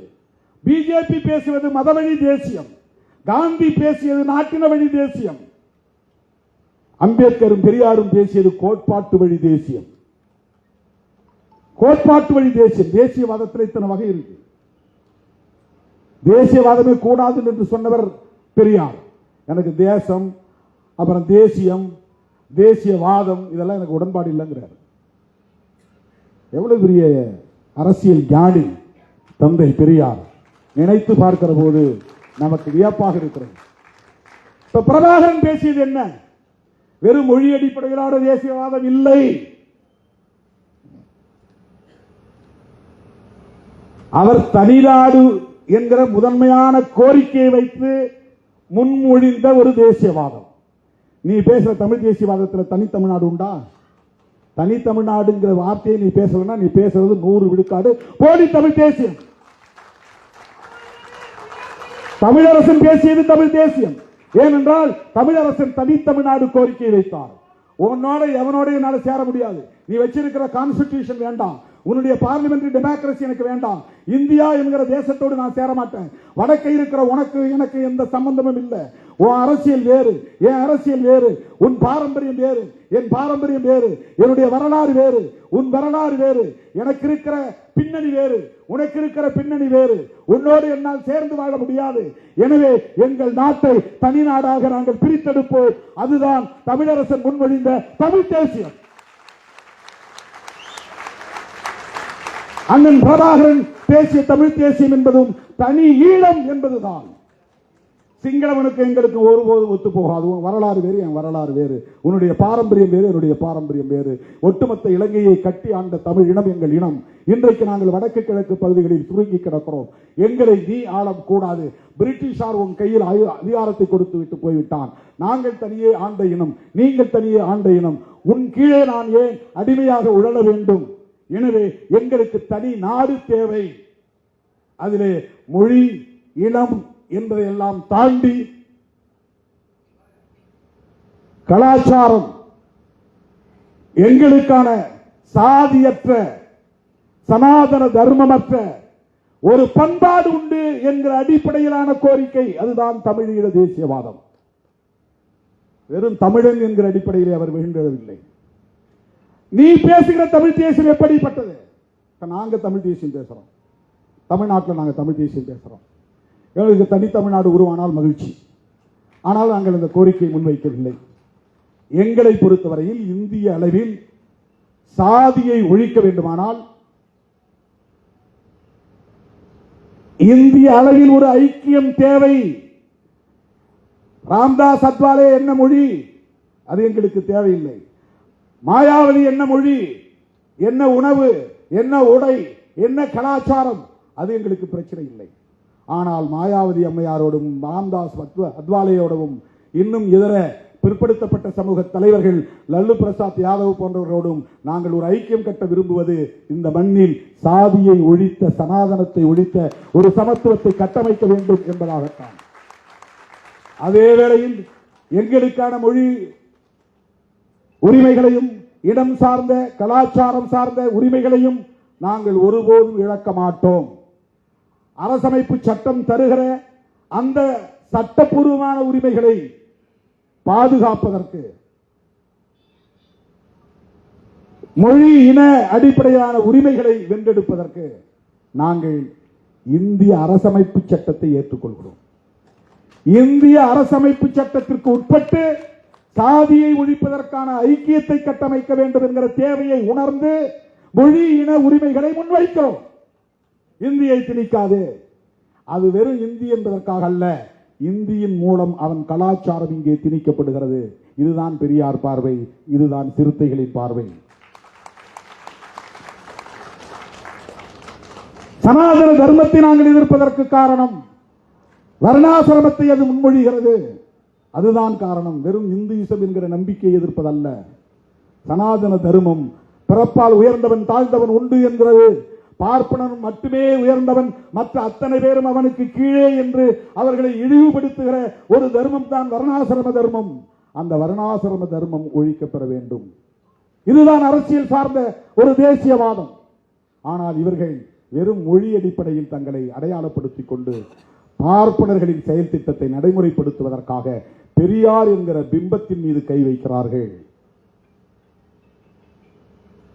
எலி குஞ்சு மோதி இமயம் சரியாது. தோழர்களே, இந்த எலி குஞ்சுகள் இமயத்தோடு மோதுகின்றன என்று நாம் ஒருபோதும் கவலைப்பட தேவையில்லை. பெரியார் உலகம் வியக்கத்தக்க வகையில் உருவெடுத்து நிற்கிறார், விஸ்வரூபம் எடுத்து நிற்கிறார். பெரியார் என்கிற தனி மனிதர் அல்ல, பெரியாரின் சிந்தனைகள், சமத்துவ சிந்தனைகள், சனாதன ஒழிப்பு சிந்தனைகள், அதுதான் பெரியார். அதுக்கு வடமொழியில மகாத்மான் தான் பேர், வேற ஒண்ணும் இல்லை. வடமொழியில மகாத்மான்னா தமிழ்ல பெரியார்னு அர்த்தம். மகான்னா பெரிய, ஆத்மான்னா ஆளுன்னு அர்த்தம், பெரிய ஆளு. அது தமிழ்ல இரு விகுதி மாறி பெரியார்னு, அவ்வளவுதான். பெரியார் வடமொழியில மகாத்மா, இவர் ஒரு மாமனிதர் என்று பொருள். அதை இன்னும் தமிழ் படுத்தினா மாமனிதர். மாமனிதர் ஏன் சொல்றோம்னா மகத்தான கொள்கை கோட்பாடுகளை உயர்த்தி பிடித்தவர். அவரை அந்த காலத்திலிருந்து எதிர்த்து கொண்டிருக்கிறார்கள், தொடர்ந்து எதிர்த்து கொண்டிருக்கிறார்கள். எவ்வளவோ முயற்சித்து பார்த்தார்கள். பெரியார் 94 வயது வரையிலும் கடவுள் இல்லைன்னு சொல்லிட்டு வாழ்ந்தார். கடவுளே கடவுளே கடவுளேன்னு சொன்னவன் 30 வயசுல போனான், 40 வயசுல போனான். கோயில் குளமெல்லாம் அலைந்தவன் பாதியிலே திடீர்னு நெஞ்சு வலிக்கு குப்புறப்படுத்தி சேர்த்து போனான். ஆனா கடவுள் இல்லைடா இல்லைடா இல்லைடான்னு ஊர் புறா சொன்னவர் 94 வயது வரல இருந்தார். 94 வயது வரல இருந்தார். அந்த நிமிஷம் வரையிலும் சாதி ஒழிப்பில் அவர் உறுதியாக இருந்தார். இப்போது சொல்லுங்கள், நம் தலைவர் யார்? அந்த பிம்பத்தை அசைக்க நினைப்பவர்கள் யார்? சிறுத்தைகளின் எதிரிகள். அவங்க திக எதிரிகள் கிடையாது, திமுக எதிரிகள் கிடையாது. இன்னைக்கு நான் பிரகடனப்படுத்துகிறேன், பெரியாரை எதிர்க்கிறவன் சிறுத்தைகளின் எதிரி. பெரியார் பிம்பத்தை அசைக்க நினைக்கிறவர்கள் சிறுத்தைகளின் எதிரிகள்.